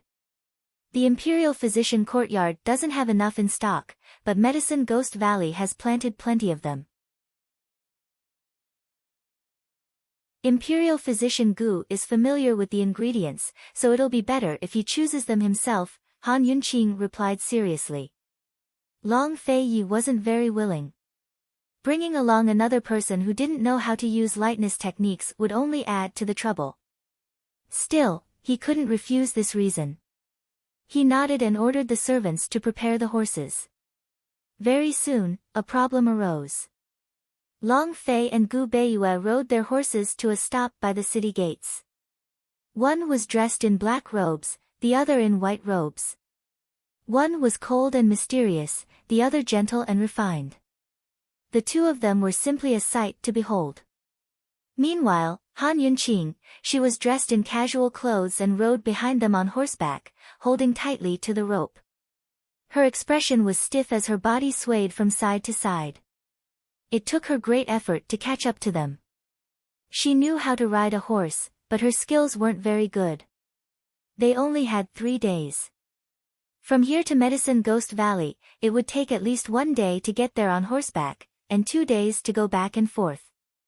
Time was tight and they couldn't afford to delay. Gu Beiyue looked at them with a faint smile on his face. He didn't urge them, and his gaze was extremely gentle.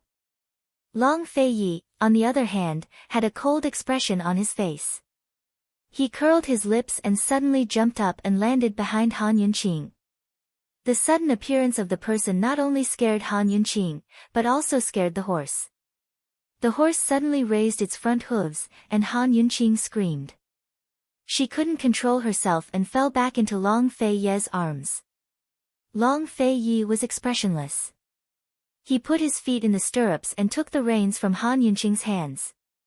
He didn't know how he pulled the reins with his hands, but he magically tamed the frightened horse. Only those who were good at riding would be able to understand the intricacies behind this. Han Yunqing didn't understand. She was so scared that she broke out in a cold sweat. She didn't even realize that she was in Long Fei Yi's arms. "Let's go," Long Fei Yi said to Gu Beiyue indifferently. "Your Highness, please go first." Gu Beiyue was neither servile nor overbearing. Long Fei Yi kicked the horse's belly, and the horse galloped out like an arrow. Gu Beiyue was impressed by its speed, and he immediately caught up. The horse galloped, and the wind whistled from both sides. At this time, Han Yunqing finally realized her situation. She was completely trapped in someone's arms, and the space on the horse's back was limited.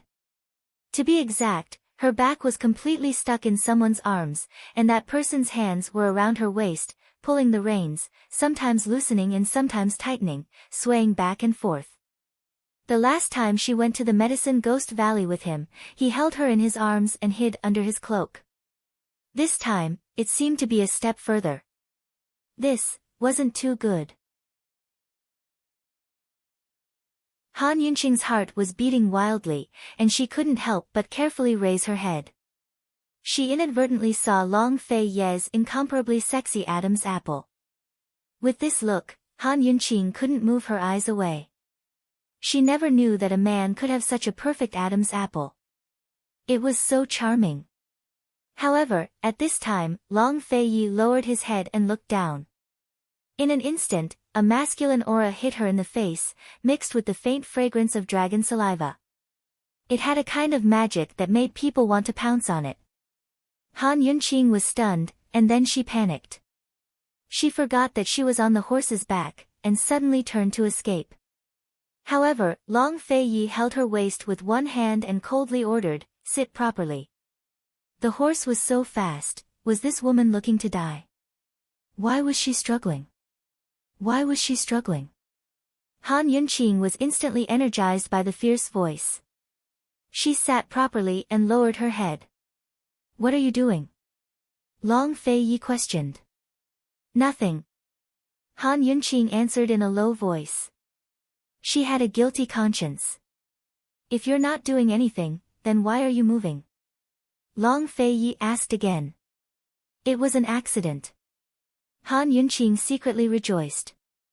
Fortunately, this guy didn't find out that she was peeping just now. Otherwise, it would be so embarrassing. Long Fei Yi didn't ask any more questions. In his mind, he saw the pair of blurred eyes when he lowered his head. He had seen many love-struck eyes, but he felt that this woman's eyes were different from others. As for what was different, he couldn't tell. He let go of Han Yunqing's waist and continued to pull the reins. With a sudden shake, the horse sped up. Gu Beiyue followed behind them and saw everything. Although Long Fei Yi's speed was getting faster and faster, he still followed and didn't fall behind. In the middle of the night, they finally arrived at the Medicine Ghost Valley. Even though it was late at night, the Medicine Ghost Valley was still very lively. His Excellency Pil Fiend's courtyard was completely dark, but the outside of the courtyard was as bright as day. People who came to ask for medicine each brought a lantern. From afar, they looked like a group of fireflies. Han Yunqing and the others came back last time with the poisonous python's innards. This time, they came back empty-handed. The three of them arrived at the entrance of the courtyard. Gu Beiyue was a little worried. He hesitated for a moment and said, "Your Highness, the herbs in the Medicine Ghost Valley are not easy to find." Before Long Fei Yi could answer, Han Yunqing was happy. She moved closer to Gu Beiyue and whispered in his ear. Last time, she competed with Duanmu Yao to find medicine. In the end, she didn't find the medicine ghost hits the wall. The Duanmu siblings took the initiative to admit defeat. As for whether she found the medicine ghost hits the wall, His Excellency Pill Fiend was very curious. He even chased after her to the courtyard to ask. Today, she came with the answer to negotiate with His Excellency Pill Fiend. Gu Beiyue didn't expect this and couldn't help but laugh. Shoo!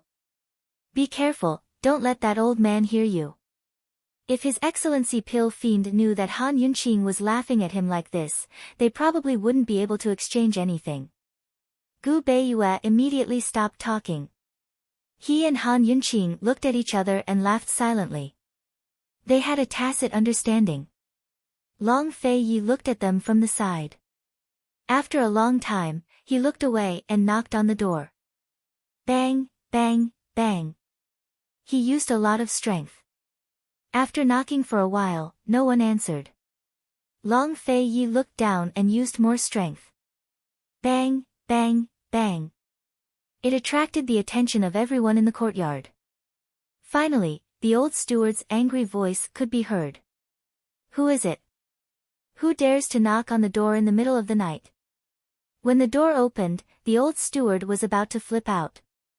However, when he saw the familiar faces of Long Fei Yi and Han Yunqing, he was immediately scared into silence.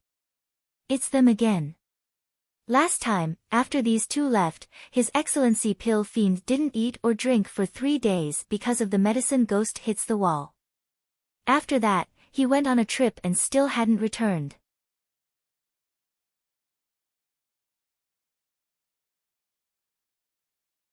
Chapter 177.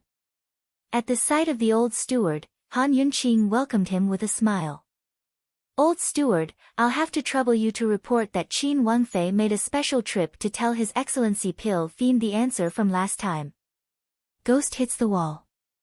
The old steward guessed immediately. Han Yunqing nodded mysteriously, but the old steward only looked helpless. Your Highness, esteemed Wangfei, His Excellency Pill Fiend went on a journey a few months ago and still hasn't returned. You came at the wrong time. What? Then where did he go? Han Yunqing asked hastily. The old steward shook his head. This old servant has never been clear on His Excellency Pill Fiend's whereabouts, much less when he'll return. In other words, they couldn't find him. Emperor Tianhui only had 3 days left. How were they supposed to find Violet Wormwood now? They couldn't even find any news about him. Old steward, does the estate have any Violet Wormwood? Han Yunqing was still holding out hope. The old steward was alarmed. You want Violet Wormwood? Do you have it? Han Yunqing grew excited. But the old steward only shook his head. This old servant doesn't know about such a rare and precious ingredient. Esteemed Wangfei, His Excellency Pill Fiend personally takes care of all the precious ingredients in the valley. This old servant is only in charge of the more common ones. Hearing this, even Long Fei Ye's expression turned ugly. What to do? Your Highness, esteemed Wangfei, please go back, the old steward said as he prepared to close the door. Long Fei Yi immediately stopped him. You're certain you don't know where Gu Qisha is? Your Highness Duke of Qin, this old servant wouldn't dare lie to you even if I ate a bear's heart and a leopard's gall. If you don't believe me, you can come in and look for him, the old steward explained. But it was then that a familiar voice rose from the side. Poison lass, what a coincidence. Han Yunqing looked back and saw that the newcomer was none other than the red-robed evildoer, the suave and elegant Gu Qishao. Why are you here? Han Yunqing was surprised. I'm here to do some business with Your Excellency Pill Fiend. Hee, I didn't think we would be so fated to meet each other here. Gu walked over with a devastatingly beautiful smile. Poison lass, and fate, as if they were very familiar with each other. She rolled her eyes at him in annoyance. Coldly, she said, His Excellency Pill Fiend isn't here. You came in vain. Unexpectedly, Gu did not mind. I'm here to sell medicine. It's fine as long as the old butler is here. Upon hearing this, the old housekeeper became interested. The Medicine Ghost Valley naturally collected medicinal herbs. Seeing that this red-clothed young man had an extraordinary temperament, he must have some good stuff in his hands. May I know what medicinal herbs this young master has brought? The old butler hurriedly asked. 6-leaf clover, basil flower, and one more thing. Gu smiled mysteriously and lowered his voice. Purple wormwood. As soon as he said this, everyone was shocked. This guy actually had purple wormwood? What a coincidence. Han Yunqing was about to speak when the old butler became anxious. Young master, your excellency pill fiend isn't here, so this old servant has full authority to make the decision. Please come inside and we can talk in detail. Then, he grabbed Gu's hand and pulled him inside. However, Han Yunqing also immediately reached out. Just as she was about to grab Gu, Long Feiyi quickly slapped her hand away and personally grabbed Gu's wrist. He pulled him out of the room and broke free from the old butler's grip. Han Yunqing's hand was very painful from the slap. She looked at Long Feiyi in annoyance and saw that Long Feiyi's face was gloomy. He wasn't looking at her. Hey, Your Highness Duke of Qin, it's going to hurt. Gu loudly protested. Long Feiyi's expression was as cold as ice. You have purple wormwood? Let go first. Let's talk things over. Gu narrowed his eyes and secretly struggled with all his might. Unfortunately, his strength was no match for Long Feiyi's. Helpless, he could only nod. Yes. Price? Long Feiyi was truly a man of few words. Not worth 1,000 taels of gold. Gu was very serious. Long Feiyi sneered. Didn't you want to sell it to Pill Fiend? That comes with a condition. Upon hearing Gu's words, the old butler hastily interjected, Your Highness Duke of Qin, please don't interfere with Medicine Ghost Valley's business. Let go of this young master. Then let's talk outside the valley. After throwing these words at the old butler, Long Feiyi dragged Gu outside. In the face of Long Feiyi's tyrannical behavior, the old butler was helpless.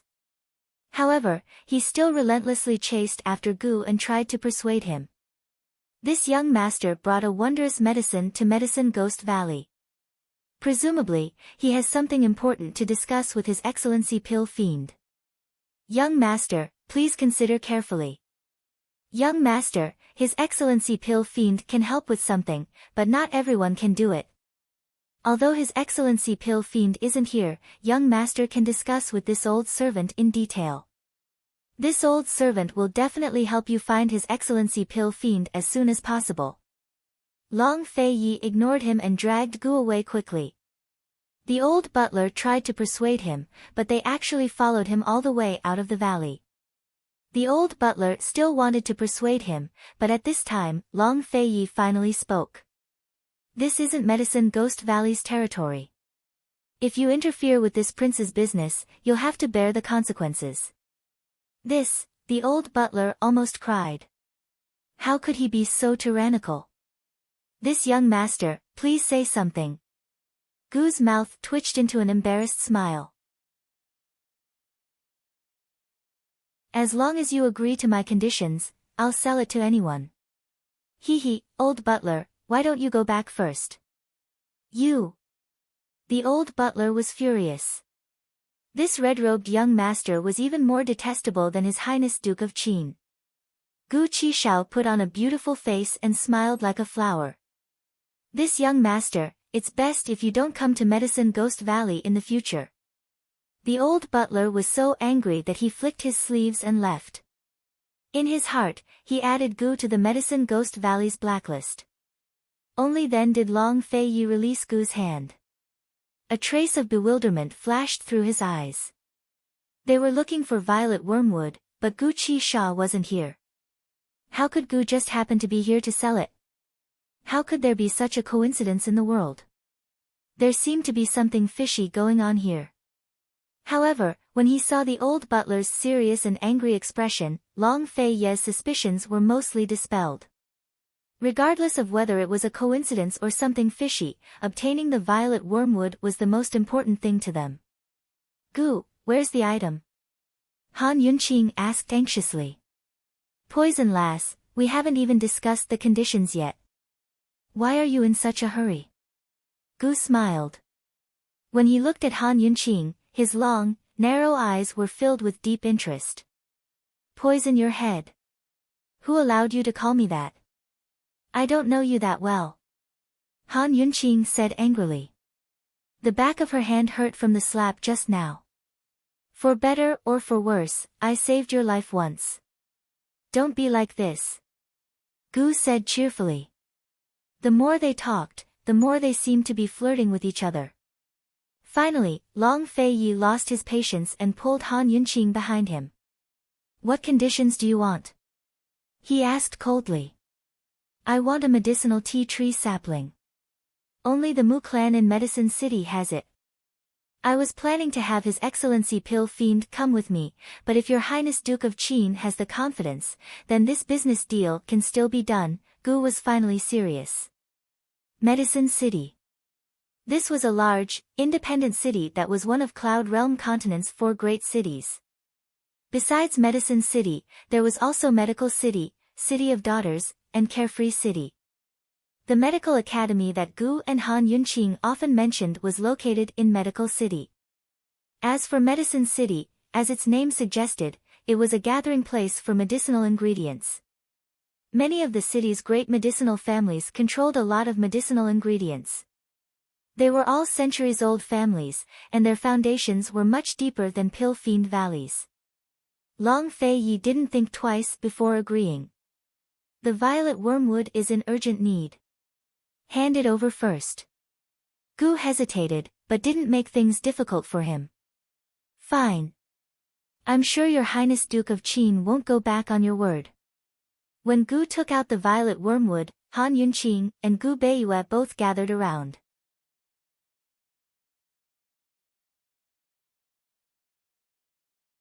Gu sat on a tall horse, smiling without saying a word. To the side, a complicated look flashed through Gu Beiyue's eyes, but he also didn't say anything. Of course, the decision wasn't up to them, but Long Fei Yi. Seeing that Long Fei Yi wasn't speaking, Han Yunqing hurriedly added, "I've already told Imperial Physician Gu the prescription. You can rest assured that the matter of the plague will be left to him. The other 2 ingredients aren't rare, so if you can afford the price, the old steward will definitely sell them." She was pushing all the responsibility to Gu Beiyue. Still, Han Yunqing's words weren't wrong. With the prescription and violet wormwood in hand, the problem of the plague could be easily solved without much difficulty. However, Long Fei Yi still looked at her without saying a word. Han Yunqing was anxious. Couldn't this guy give her a reaction? "Your Highness, perhaps this concubine can bring back some medicinal ingredients that will be useful in the future." Han Yunqing continued to plead. Long Fei Ye's eyes were filled with amusement, but he still didn't say anything. "Your Highness, why don't you state your conditions?" Han Yunqing was anxious. But she'd hardly spoken when Gu Qishao laughed. "Poison lass, if he won't take you, I'll... Come here."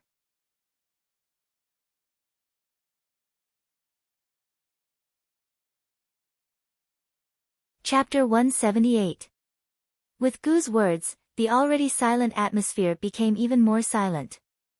Long Fei Yi was expressionless, but his gaze never left Han Yunqing.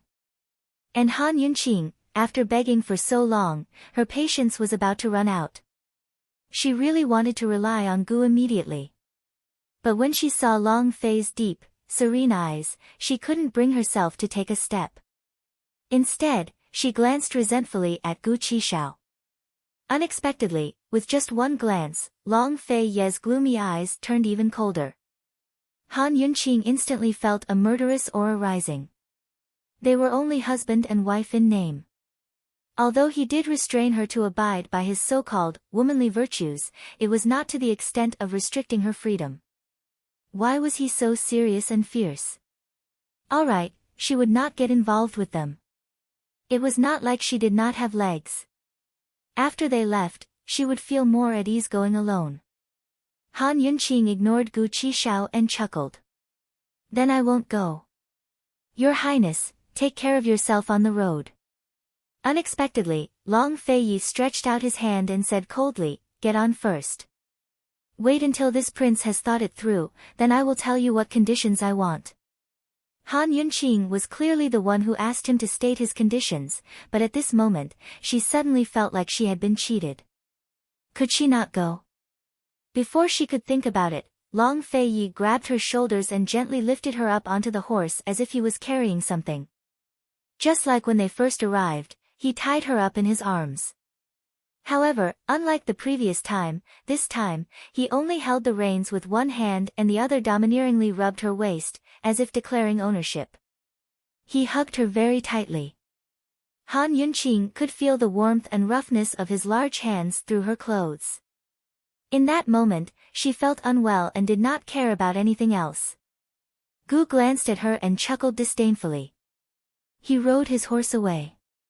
Imperial Physician Gu, I will leave the matter of the plague to you. You don't have to tell the Emperor where we are going. Long Feiyi left these words, rubbing Han Yunqing's arm, and quickly chased after them. Gu Beiyue was like someone who had been abandoned. He stood there alone and watched the horse gallop away. Only when the figure disappeared did he withdraw his gaze. His figure looked lonely, but his face did not show the disappointment of being abandoned. From beginning to end, it was still that gentle, modest, and gentle expression. It was quiet and beautiful, as if nothing in this world could ever break his tranquility.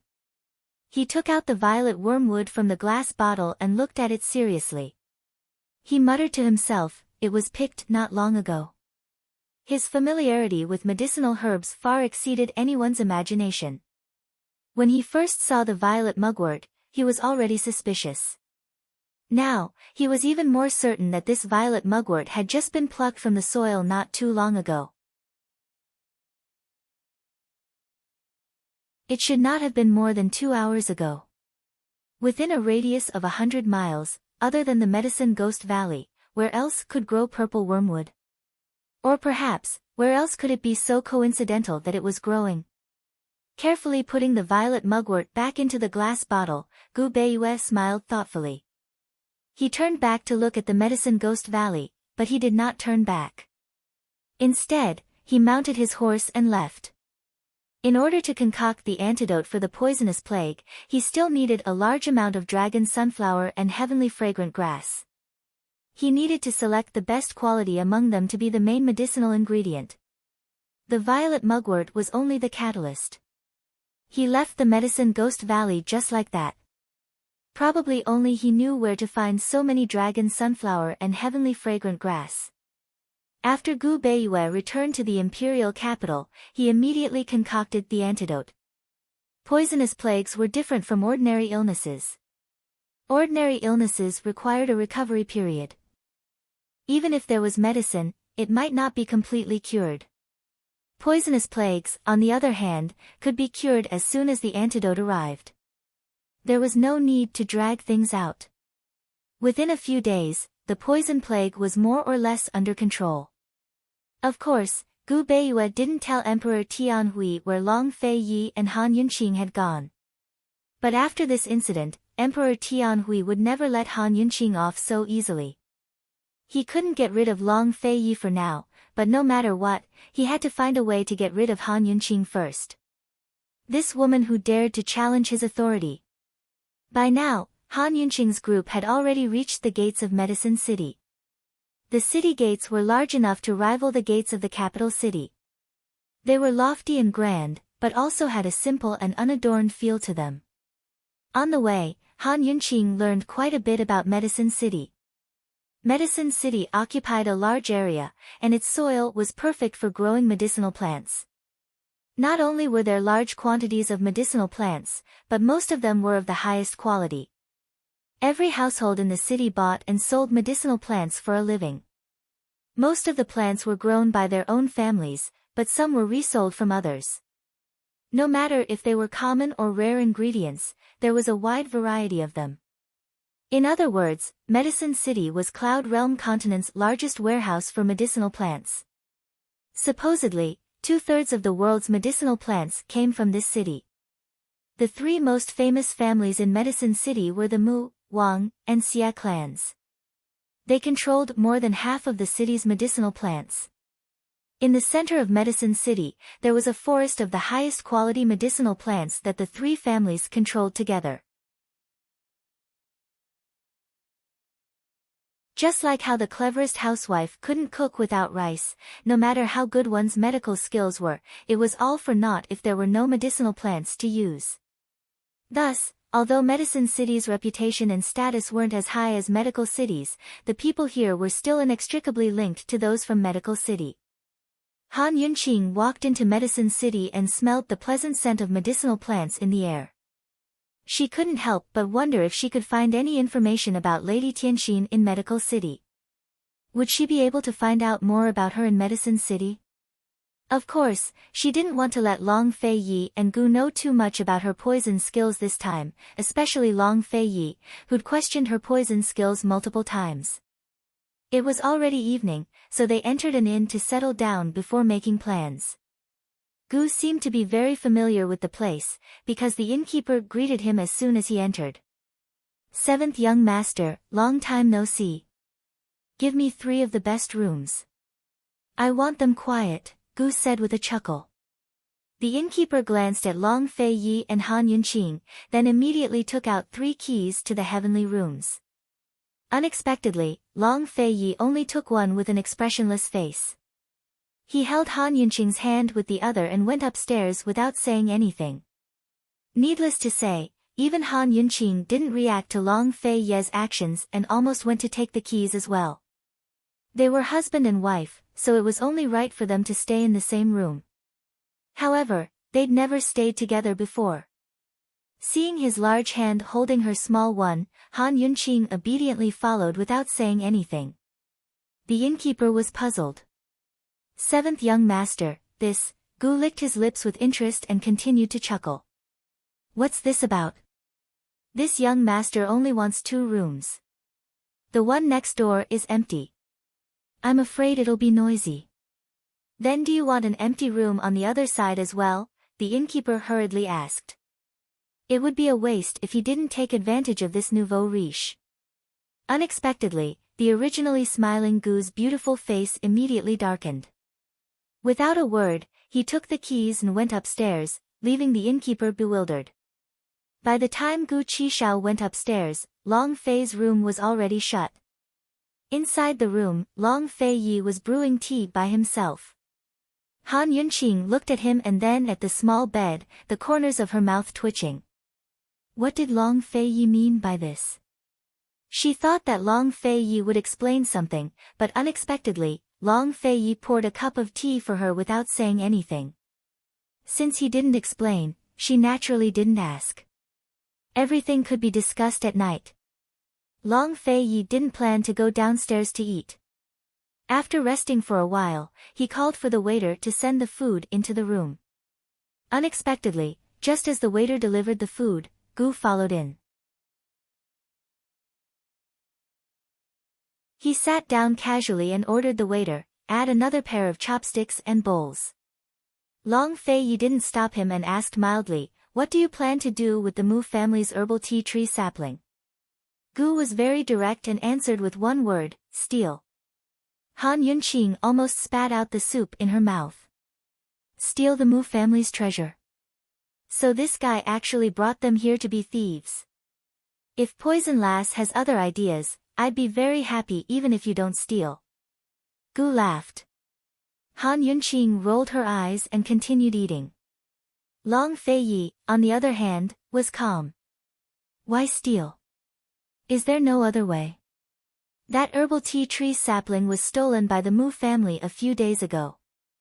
It's impossible to sell it, so we can only steal it. Gu said matter-of-factly. Do you know where it is? Long Fei Yi asked again. I only know that it's in the Mu family estate. As for where it is, I really don't know. That's why I asked Gu Qisha for help. That old man's ability to find medicinal herbs is top-notch. Gu smiled. These words were undoubtedly a reminder to Long Fei Yi that things weren't that simple. However, Long Fei Yi didn't have much of a reaction. He only nodded and continued eating. After the meal, Gu was very excited. Your Highness Duke of Qin, shall we begin our operation tonight? Long Fei Yi refused. Since it's in the Mu family estate, there must be news about it. Let's split up first. It won't be too late to act after we've gathered enough information. A trace of coldness flashed in Gu's eyes that no one noticed. His smile became even more enchanting and devilish. All right, no problem. That night, Gu and Long Fei Yi went their separate ways while Han Yunqing was left behind at the inn. She wasn't the type to sit still. As soon as Long Fei Ye's group left, she went downstairs and asked the shopkeeper for the location of the auction hall before hurrying out the door in high spirits. In any case, stealing medicinal ingredients had nothing to do with her. She was only here to stroll around Medicine City. Unexpectedly, Long Fei Yi didn't ask around, but sat in a tea house across from the inn drinking tea. As soon as Han Yunqing left, he caught sight of her. Long Fei Ye's eyes flashed with displeasure. She was unfamiliar with this place and it was late at night. This woman was all alone and unarmed, yet she dared to leave the house. He was about to chase after her when Chu Shifeng reminded him, Your Highness, the Wang family's been waiting for you for a long time. You should go. Long Fei Yi stopped and said coldly, You go, keep a close eye on her. Yes, Chu Shifeng obeyed, then asked, Master, then Gu's matter, don't worry about it for now, Long Fei Yi said before vanishing from sight. By now, Gu was already lying on the roof of the Mu estate basking in the moonlight. Next to him sat a young girl in the prime of her youth. Her aura was clean and pure, and her bright, limpid eyes shone even in the dark. This girl was none other than the Mu clan's most favored ninth young miss, Mu Ling. She pushed Gu. Chi big brother, when are the thieves you mentioned coming? My father's long set up an inescapable net. Just in 1 or 2 days, there's no rush, no rush. Gu Qishao lay lazily on the bed, relaxed and at ease. Beneath the moonlight, his beautiful features were even more enchanting. He seemed to think of something and suddenly laughed. Ling, that thief isn't an ordinary person. If you like him, you can keep him as your husband. Mu Ling, looked askance at him and said unhappily, I don't want him. I want Chi big brother. Her face immediately turned red, but Gu didn't think much of it. He chuckled and said, It's too late, too late. Your Chi big brother already has someone in my heart.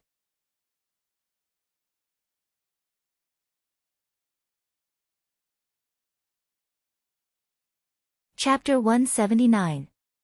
In Medicine City, the Mu, Wang, and Xia clans were the 3 great clans. Originally, the Wang clan was the leader, but in recent years, the Wang clan's heirs had withered. Long Fei Yi had wandered the Jianghu since his youth and had visited Medicine City many times. He could be considered close friends with the Wang clan's head and knew a lot about the city, including the Mu and Xia clans. However, there were very few people who knew about this matter. It was a chilly spring, but the Wang clan's courtyard was already filled with blooming flowers. Those who didn't know would think they were ordinary flowers, but those in the know would know that this was a garden full of medicinal herbs. In Medicine City, every flower, every blade of grass, and every tree was medicine. In the courtyard's pavilion, Wang Gong and Long Fei Yi sat across from each other and drank. One had the air of an immortal, the other mysterious and grave. One white and one black, they formed an indescribable scene in the courtyard. I heard you brought the Princess Consort. Why didn't she come with you? Wang Gong asked with a smile. If I can't get rid of the trouble, why bring her up? Long Fei Yi said indifferently. I heard this Princess Consort is quite capable. Has she cured a lot of poisons? Wang Gong asked again. News sure travels fast, Long Fei remarked mildly. In front of this old man, he lost some of his coldness and became more casual. Wang Gong stroked his beard and smiled. If she is truly capable, then it can be considered your good fortune. In the future, Wang Gong didn't continue. He glanced at Long Fei Yi and saw Long Fei Yi sipping his wine. He had no intention of continuing the conversation. Wang Gong immediately stopped the topic and changed the topic. The two chatted for a while until a servant came with news. Master, there's movement in the medicinal forest. The Mu clan has brought people there again, and, Long Fei Yi raised his eyebrows and looked over, a sharp light flashing through his eyes. The matter of the Li clan's spy was over, but he was still investigating the masked man's identity. He had been busy since the beginning of the year.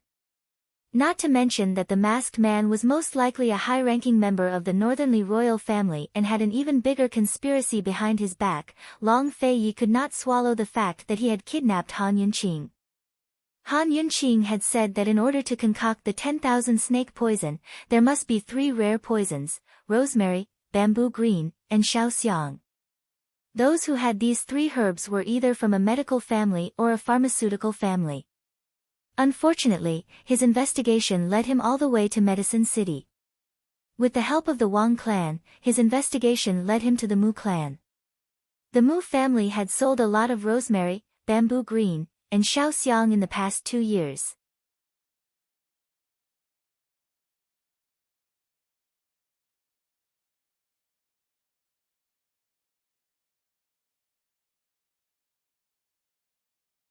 She looked like she was in pain. What's going on? Long Fei Yi pulled her to sit behind a large rock. Han Yunqing only waved her hand and didn't say anything for the time being. It hurts too much. She had just received a sudden alert from the detoxification system. It was so loud that deafening wasn't enough to describe it. Every nerve in her head was hurting.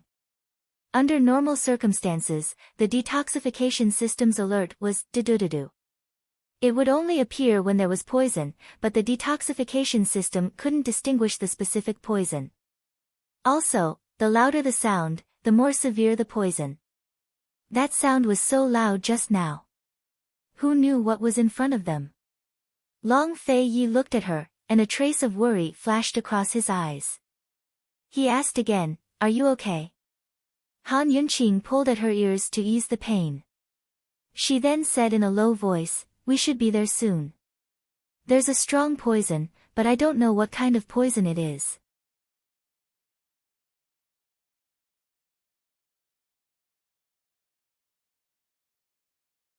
Chapter 180.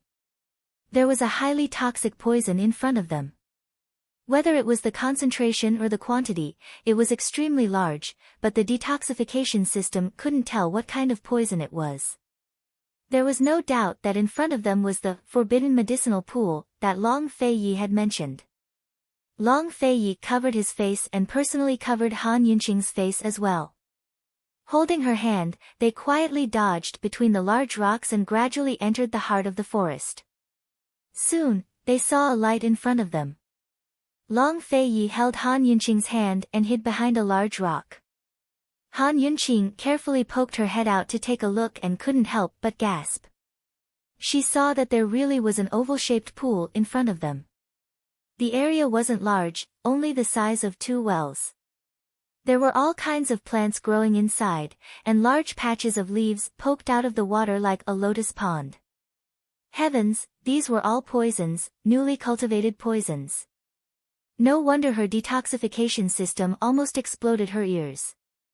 God knows how long that masked man had been planting poisons here.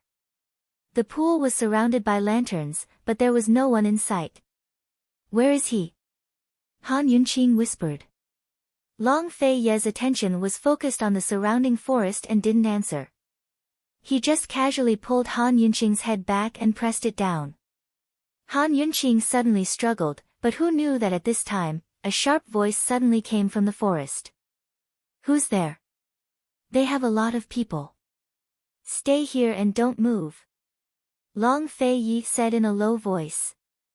He let go of Han Yunqing's head and immediately soared into the air. Soon, there was the sound of weapons clashing in front of them. Han Yunqing was scared witless as she carefully poked her head out to take a look. When she saw the scene in front of her, she was immediately stunned. Heavens! There really were a lot of people.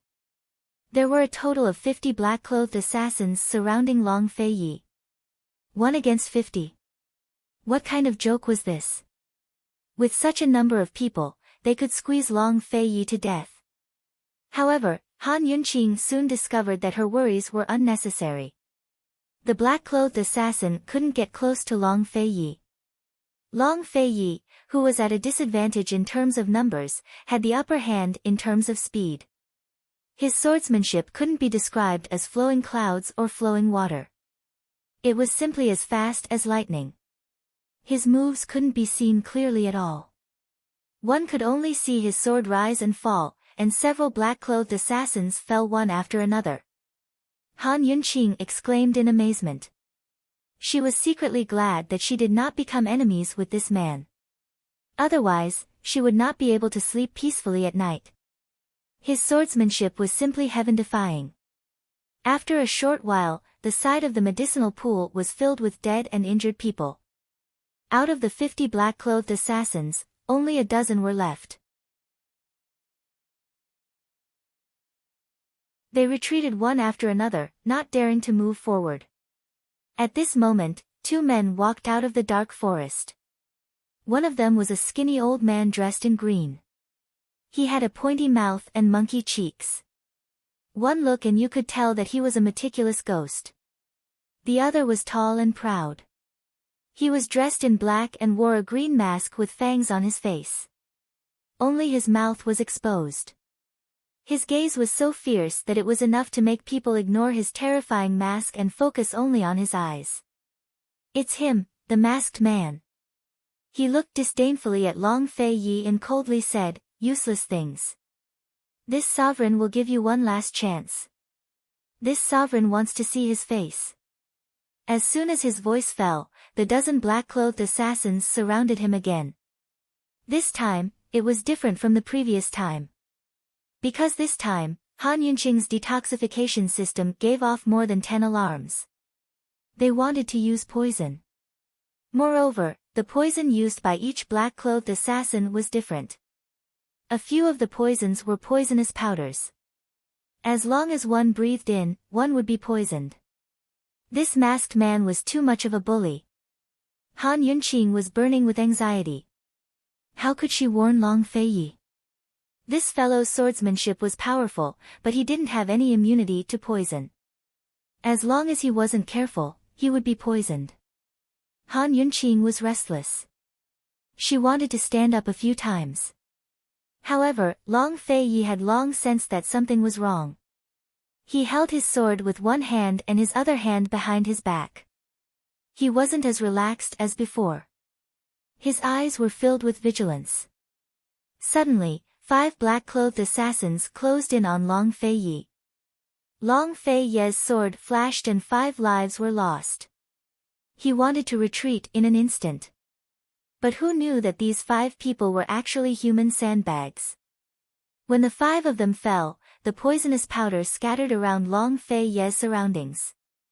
Han Yunqing was about to shout. Fortunately, Long Feiyi wasn't someone easy to deal with. He immediately held his breath and retreated far away. At the same time, he suddenly raised his sword and swept it fiercely. In an instant, the sword flashed and the remaining black-clothed assassins were all sent flying into the dark forest. It was unknown whether they were dead or alive. Beautifully done. Han Yunqing couldn't take her eyes off Long Feiyi. Her heart was beating wildly. She admired Long Feiyi from the bottom of her heart. The Duke of Qin was indeed the Duke of Qin. He wasn't someone that ordinary people could imagine. The masked man clenched his fist so tightly that it made cracking sounds. He glared angrily at Long Feiyi and asked loudly, "Who exactly are you? And who are you?" Long Feiyi retorted. He raised his sword and pointed it at the masked man. "You don't have the ability to know." The masked man also drew his sword and pointed it at Long Fei Yi. But who knew that drawing his sword was just a feint? At the same time, several poisonous needles flew out from the sword and headed straight for Long Fei Yi. This time, Han Yunqing couldn't stay calm. She suddenly stood up and shouted, "Dodge! Once the poisonous powder comes into contact with the skin, you will be poisoned." This kind of poisonous powder was different from the one used by the black-clothed assassin. As long as one didn't inhale the poison powder used by the black-clothed assassin, one wouldn't be poisoned. But this kind of poisonous powder, once one came into contact with it, even if it was just a little bit, one would immediately feel weak all over and wouldn't be able to recover for at least 2 hours. If Long Fei Yi was poisoned, then everything would be over. No one expected that Han Yunqing would suddenly stand up. Long Fei Yi originally wanted to hit the poisonous needles, but after being reminded by Han Yunqing, he immediately dodged. His figure turned into a blur and he promptly left. The masked man was very shocked. He narrowed his eyes and coldly said, "Men, catch her." Han Yunqing was about to run towards Long Fei Yi when a black-clothed assassin suddenly appeared behind her. Long Fei Yi wanted to come over, but the masked man shot out another poisonous needle and blocked his path. "I want her alive," the masked man ordered coldly. He looked at Long Fei Yi provocatively, but the poisonous needles in his hands didn't stop. Long Fei Yi couldn't get close to him and could only hit him with his sword from afar. He couldn't get away for the time being, so he kept an eye on Han Yunqing's situation while shooting the poisonous needles. Han Yunqing looked at the approaching black-clothed assassin with fear and trepidation. She retreated step by step, and soon her back was pressed against a big rock. "Hee, big brother, please be magnanimous. Don't hit a woman." Han Yunqing forced a smile. The black-clothed assassin didn't answer her and stretched out his hand to grab her. Han Yunqing nimbly dodged to the right and turned to run. Helplessly, the black-clothed assassin grabbed her left shoulder. Just as she was about to struggle, the black-clothed assassin tightened his grip and she felt that her entire left shoulder was almost dislocated. Damn it! Han Yunqing was in so much pain that she sucked in a breath of cold air. She kicked towards the black-clothed assassin's lower body. The black-clothed assassin didn't expect this move of a woman's self-defense technique. He was forcefully kicked and it was so painful that he immediately let go. Han Yunqing took the opportunity to run away. But who knew that when the black-clothed assassin fell, 2 more black-clothed assassins chased after him, one from the front and one from the back, trying to grab her. Han Yunqing dodged again and again, gasping for breath. Her hands and feet were very nimble and she also had some superficial skills.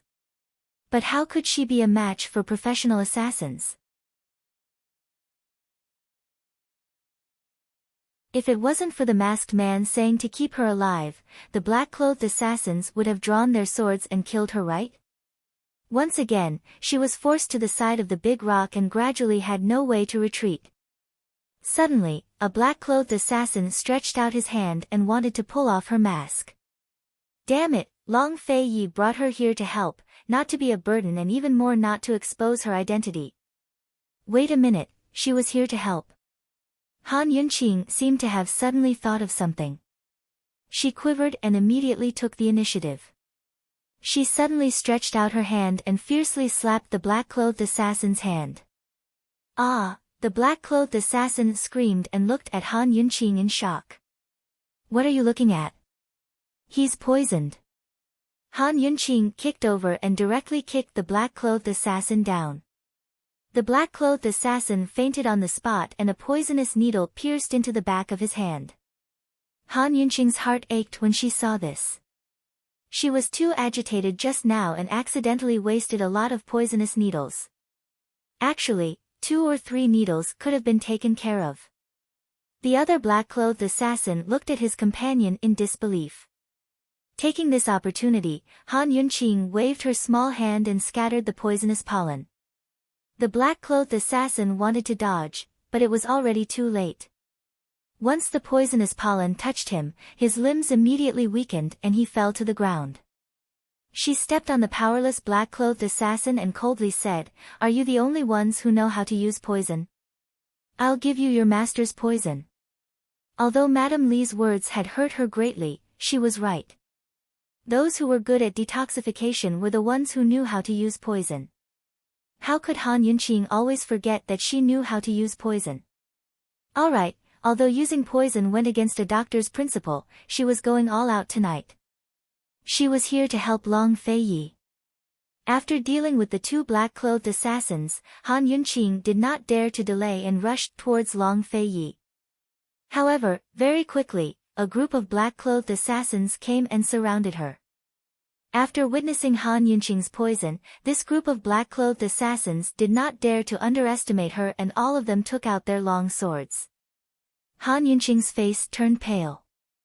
At this very moment, she really wished that she could be like the masked man, who was skilled in using concealed weapons and could kill with a wave of his hand.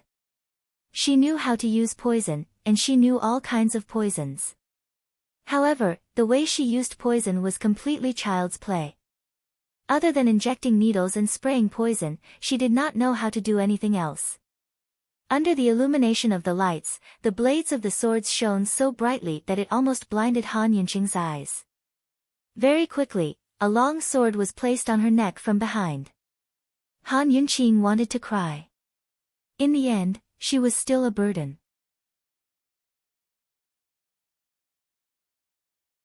However, who knew that at this moment, several sharp swords would suddenly attack from the side. The momentum was like a rainbow and could topple the mountains and overturn the seas. Not to mention Han Yunqing, even the surrounding black-clothed assassins were intimidated and momentarily forgot to move. Suddenly, there was a crisp sound and the long sword on Han Yunqing's back was instantly broken by the swords. At the same time, the black-clothed assassins were also hit by the swords. Only Han Yunqing stood at her original position, unharmed. Han Yunqing was in disbelief and subconsciously wanted to look back. She saw Long Feiyi standing not far from her with a sword in his hand and looking at her. His arm had been hit by 3 poisonous needles. He was poisoned. Because he wanted to protect her, he couldn't dodge the poisonous needles. After being poisoned by the poisonous pollen, one's entire body would become weak very quickly.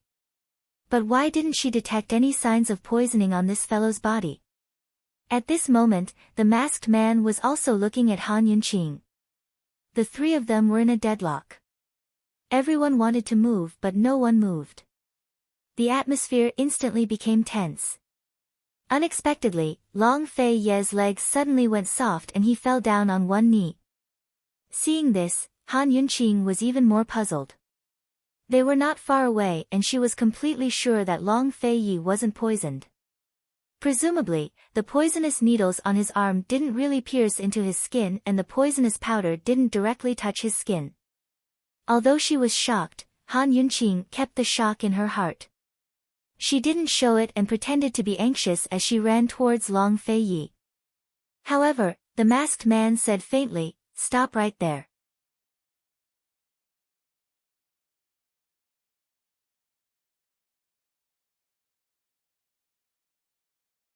Chapter 181. Did she have to stop just because he told her to?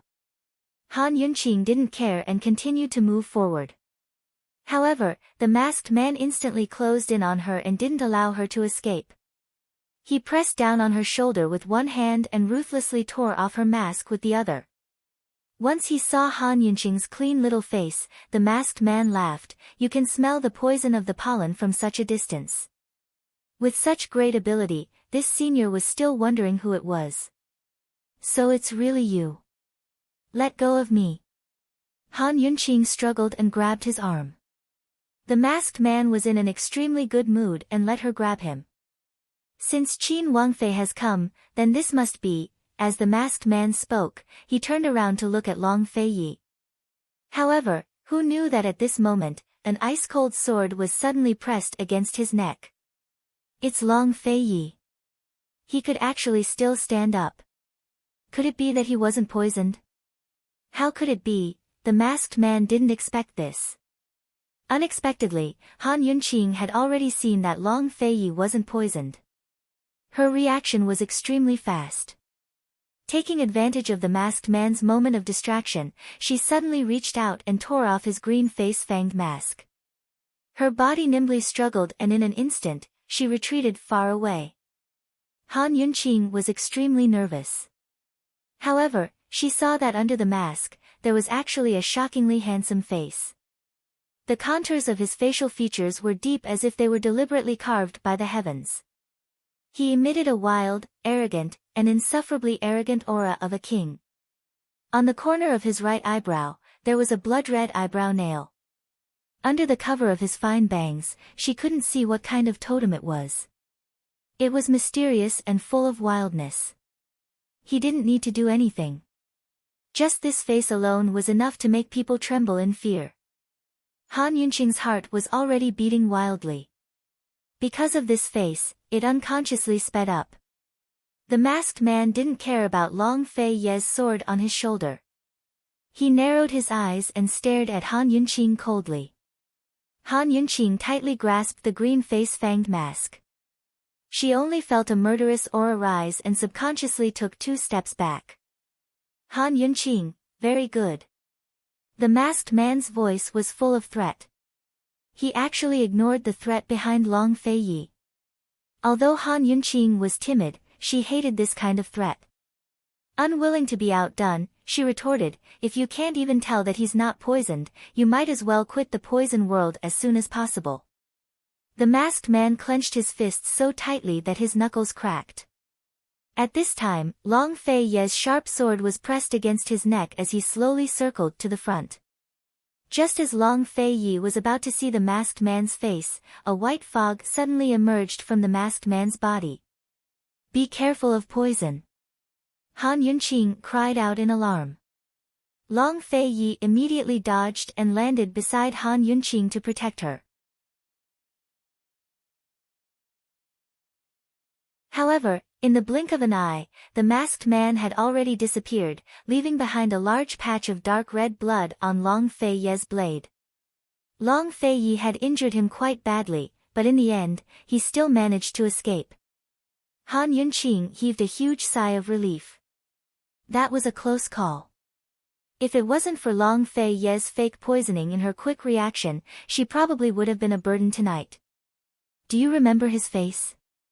Long Feiyi immediately asked. Of course, she would remember such a shocking face. "He has an eyebrow nail at the corner of his right eye. It's blood red, like a totem." Han Yunqing quickly replied. Such a special eyebrow nail must be something very rare. Sure enough, once she said this, Long Feiyi sneered, "So it's him." "Who? Is he from Northern Li?" Han Yunqing was very curious. "Northern Li's Kang Wang, Jun Yi Xie." Long Feiyi said word by word. In the 3 kingdoms, only Jun Yi Xie was someone he would take seriously. Unexpectedly, it really was him. Jun Yi Xie. Han Yunqing was unfamiliar with this name, but she knew of Northern Li's Kang Wang. Northern Li's Kang Wang, Tianning's Duke of Qin, and Western Zhou's Crown Prince Yi. These 3 titles resounded throughout the 3 kingdoms of Cloud Realm continent.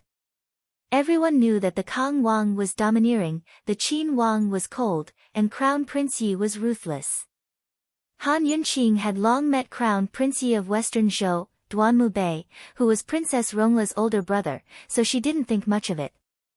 However, this Kang Wang, leaving aside his poison skills, had an evil and tyrannical aura about him that left a deep impression on her. Unlike Long Feiyi and Crown Prince Yi, Northern Li's Kang Wang wasn't a member of the imperial family, but the adopted son of the Northern Li Emperor. However, his status far exceeded that of any other prince. He was a person who could cover the sky with one hand and turn over the rain with a flip of his hand. Although they hadn't caught the culprit, this trip hadn't been in vain. Now that they knew who the culprit was, at least they wouldn't be caught off guard.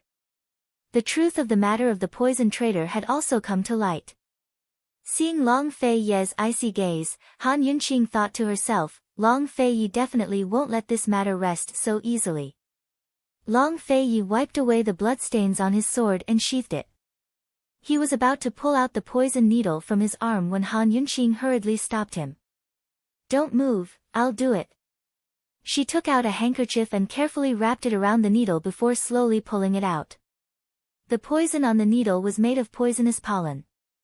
If one wasn't careful, they'd be poisoned. Han Yunqing discovered the truth as soon as she pulled out the needle. Long Fei Ye's sleeves were covered with leather armor, so the poison needle had only pierced the armor and not him. Feigning poison, you're really smart. Han Yunqing had to praise Long Fei Ye. Actually, if it weren't for the detoxification system, she wouldn't have been able to tell at all. Thinking of this, Han Yunqing suddenly burst into laughter. What are you laughing at? Long Fei Ye asked.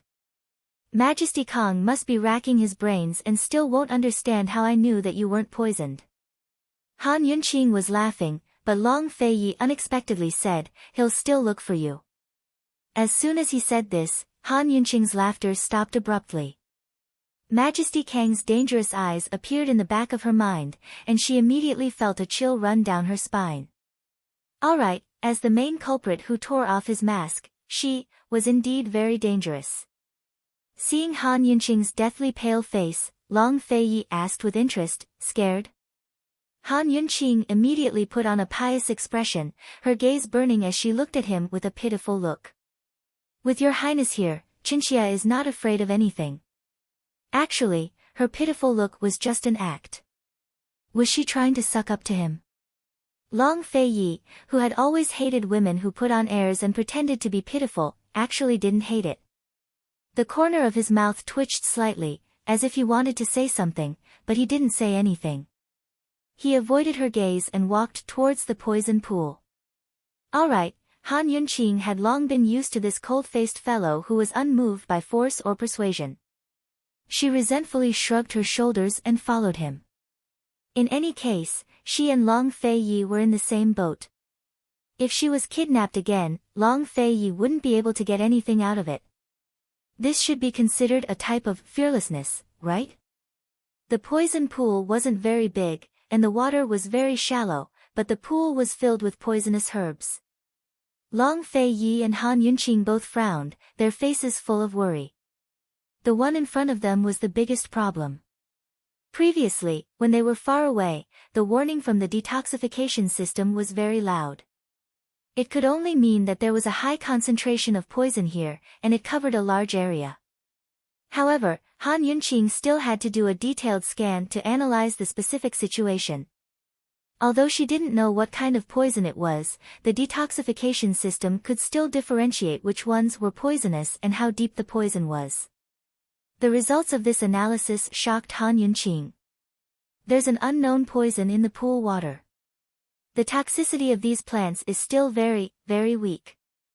It's not enough to poison people, she said lightly.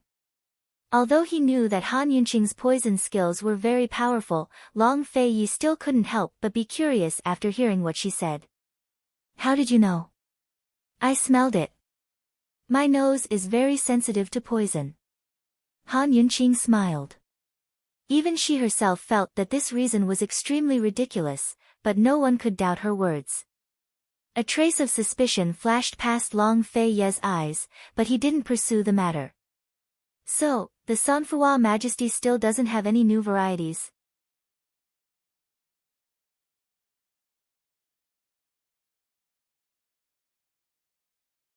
Do you want to become enemies with the entire medicine city? The guards of the forbidden area had finally arrived. Han Yunqing immediately covered her face and sneered in her heart. The Sanfua Duke had colluded with the Mu family. Now that the Sanfua Duke had left, the Mu family naturally wanted to lure the guards over. She quickly covered her face and quickly saw a large group of guards emerge from the surrounding forest. The two people at the front were the skinny old man who had been standing with the Sanfua Duke earlier. Let's go. Long Fei Ye pulled Han Yunqing and was about to retreat. The poison pool in the forbidden area was shared by the three great clans of Medicine City. It was inconvenient for him to publicly interfere with the matters of the three clans. He also didn't want to publicly become enemies with Medicine City. Right now, he could only leave first. But who knew that as Long Fei-yi grabbed Han Yunqing and was about to escape, countless arrows flew out from all directions. Although the forbidden area was heavily guarded, there shouldn't be so many archers. They were clearly aiming for an expert like Long Fei-yi. Otherwise, why would there be so many archers in the forest?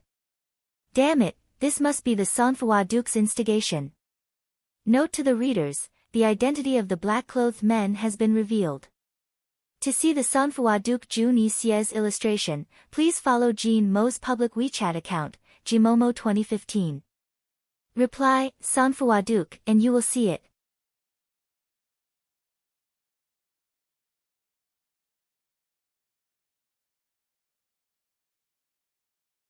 Chapter 182. Swoosh swoosh swoosh. Streaks of sharp arrows flew over from all directions like a torrential rain. Long Fei-yi hugged Han Yunqing tightly in his arms as his figure dodged the rain of arrows like a shadow. It wasn't easy to escape in such a short period of time, but it wasn't that easy to injure Long Fei-yi with just the encirclement of sharp arrows. If it was in the past, Han Yunqing would definitely be afraid, but after witnessing this fellow's valiance, Han Yunqing had long relaxed her heart. She carefully poked her head out from Long Fei-yi's arms and sneakily looked at the poison pool below. Very quickly, she concentrated and entered a state of mind. Under a state of high concentration, she could retrieve poison from the detoxification system. Similarly, she could also store poison into the detoxification system. Just that storing it required more effort than retrieving it. Once Han Yunqing entered a state of mind, she gradually forgot about the surrounding dangers and allowed Long Fei-yi to dodge and defend against the sharp arrows. She devoted all her attention to the poison pool. In the end, she couldn't even hear what was happening around her. In her eyes, the only thing left in the world was the poison pool below. The rain of arrows gradually became sparse and Long Fei-yi took the opportunity to escape. However, at this moment, a shocked cry came from below. The poison pool has disappeared. It's gone. Long Fei-yi turned sideways to dodge the sharp arrows and looked down. He was shocked to see that the forbidden poison pool, which was originally filled with poisonous herbs, was now empty. Not only that, even the water in the poison pool had disappeared. This. Below, that lean old man and the rest were all stunned. Long Fei-yi was also extremely shocked. But he only took one look and didn't stay for long before he left. Not knowing how long that bunch of guards were shocked, Long Fei-yi still couldn't believe what he had seen with his own eyes after he left the medicinal herb forest. Did you see the poison pool? As he asked, he was about to let go of Han Yunqing, but who knew that at this moment, he realized that Han Yunqing had fainted in his arms. When did she faint? Fainted from fright? This woman shouldn't be so weak, right? Long Fei-yi was bewildered. Worry flashed through his eyes, and he immediately brought Han Yunqing back to the Wang family. Unexpectedly, Han Yunqing didn't wake up from her coma.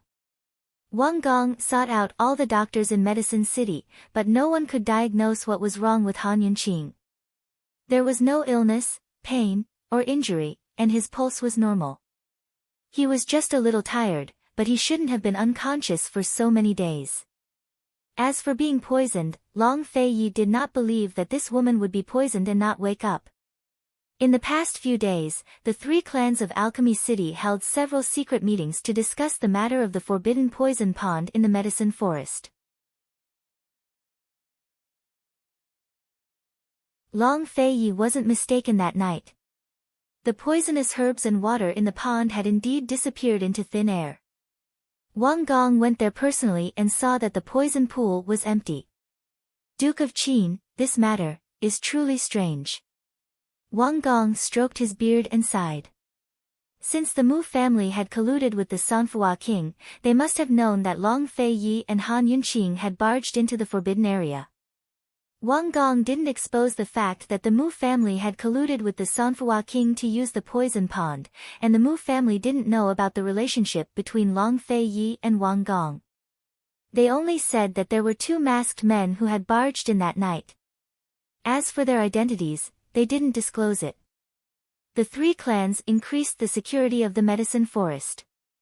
As for the matter of the forbidden pond, they said they would investigate it together. However, they didn't have a single clue. Who knew what they would find in the end? It's good that it disappeared, so this prince won't have to waste the effort to destroy it. The forbidden poison pond was Medicine City's most precious treasure, but Long Fei Yi didn't hold back in front of Wang Gong. Wang Gong knew the gravity of the situation. If the poison pond really fell into the hands of the Sanfua king, then one day, not to mention the Wang family, even Medicine City might not be safe. Wang Gong nodded in agreement. There's something fishy about this matter. I'm afraid we'll have to send more people and keep a close eye on it to prevent any more unforeseen events, Long Fei Yi said seriously. Wang Gong nodded in understanding. The forbidden poison pond had always been full of mystery. Now that it had disappeared into thin air, who knew when it would appear again? It definitely couldn't be underestimated. Just as they were talking, a servant girl's surprised voice suddenly rang out from inside the room. Your Highness Duke of Qin, Your Highness Duke of Qin, esteemed Wang Fei is awake. She's awake. Long Fei Yi was overjoyed. He immediately stood up and left. He was usually calm and collected, but this time, his surprise was written all over his face. Wang Gong couldn't believe his eyes as he watched that hurried figure leave. In fact, it was already surprising that someone as cold as the Duke of Qin could bring Qin Wang Fei out. In the inner room, Han Yunqing had just opened her eyes. Her head was still dizzy and her limbs were weak. She felt like she was about to collapse. She knew that she had to sleep for a long time, but she didn't know how long she had slept. What was this place? Just as she was about to ask the servant girl beside her, a familiar voice rang out. It was cold and domineering as usual, but there was a trace of pleasant surprise in it that anyone could hear. Han Yunqing, you're finally awake. Unfortunately, the dizzy Han Yunqing didn't hear it. Soon, Long Fei Ye's handsome face that angered both men and gods appeared in front of her.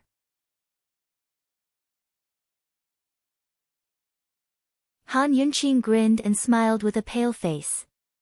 Your Highness, we've escaped. Long Fei Yi had just rushed over like an arrow, but when he arrived, he suddenly felt at a loss as he stood by the bed and looked at Han Yunqing. He only faintly replied with an "n" and sat down on the edge of the bed. The servant girl immediately poured warm water and respectfully handed it to Long Fei Yi.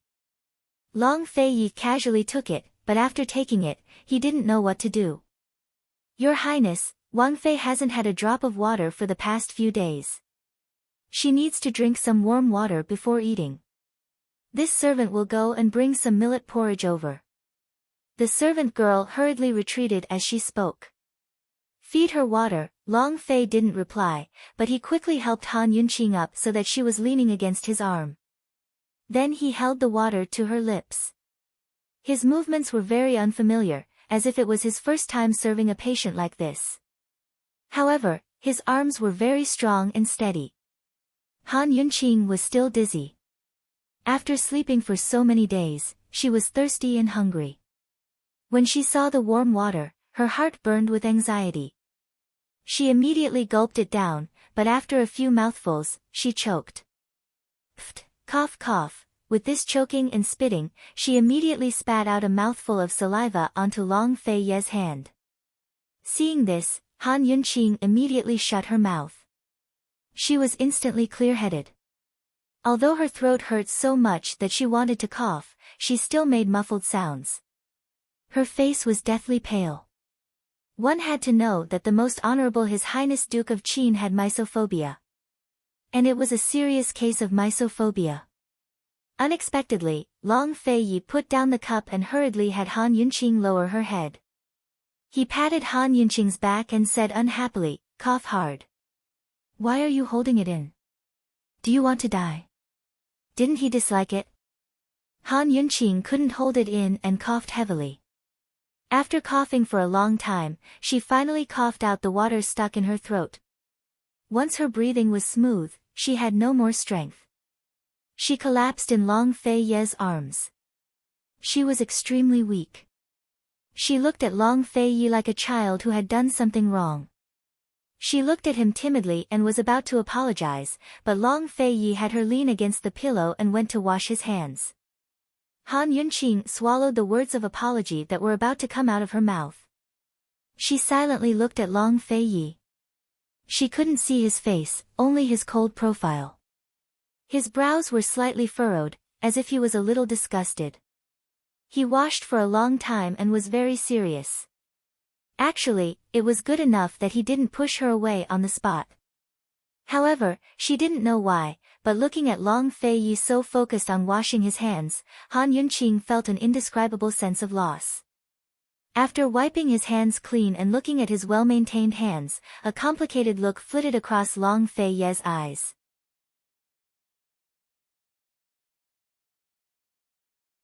He poured another cup of water and asked Han Yunqing, "Drink some more?" Han Yunqing shook her head. She didn't want to drink for the time being. "Drink some more." As Long Fei Ye spoke, he was about to pass the cup to her, but Han Yunqing instinctively reached out to take it. Both of them paused. Very quickly, Long Fei Ye passed the cup to Han Yunqing and said mildly, "No one's going to snatch it from you. Drink slowly." "Oh." Han Yunqing responded and lowered her head to drink the water. Both of them were silent. After a long time, Han Yunqing spoke up. "Just now. I dirtied you. I'm sorry."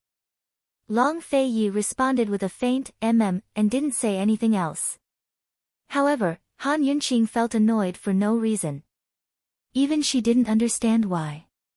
She had always been decisive, straightforward, and carefree. Why did she always feel like she couldn't let go in front of this man? Was it because she had expectations and thoughts that she shouldn't have? Just then, Long Fei Ye asked, "You were unconscious for 3 days and 3 nights. What happened? Did you faint from fright?"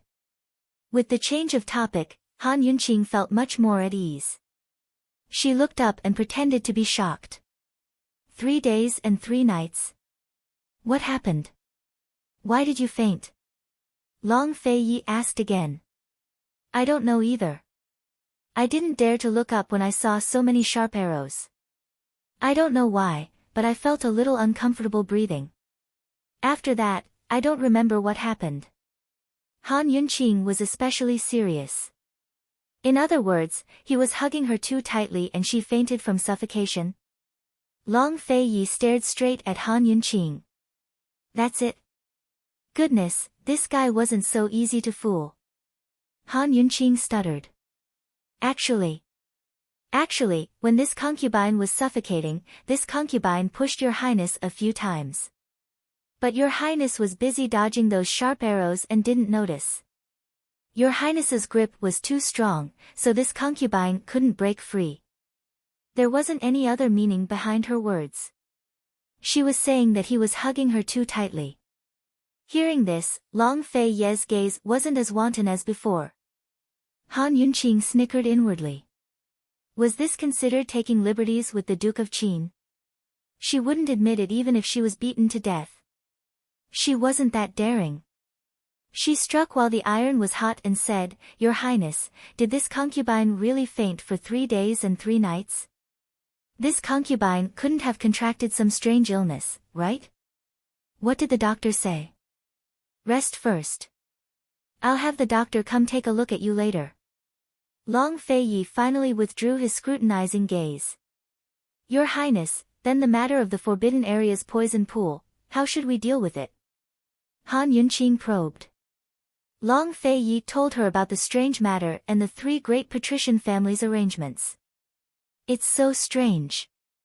How could it be like this?" Han Yunqing was inconceivable. She was very excited, but a trace of craftiness flashed through her eyes.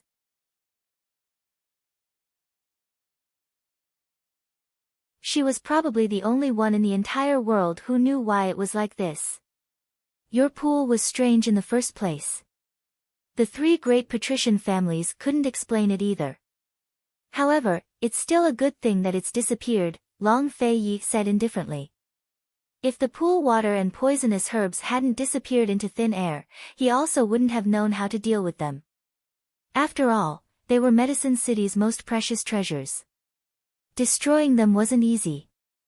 Han Yunqing nodded her head like she was pounding onions. She had done it without anyone noticing. No matter how capable the three great patrician families were, they definitely wouldn't be able to find the poison pool. Moreover, it was impossible for the pool to produce water again. She wondered how His Highness, the Duke of Kong, would react when he found out that the new species he had painstakingly cultivated had been uprooted and pocketed by her. She narrowed her eyes slightly and pretended to rest. In reality, her divine sense had secretly slipped into the detoxification system.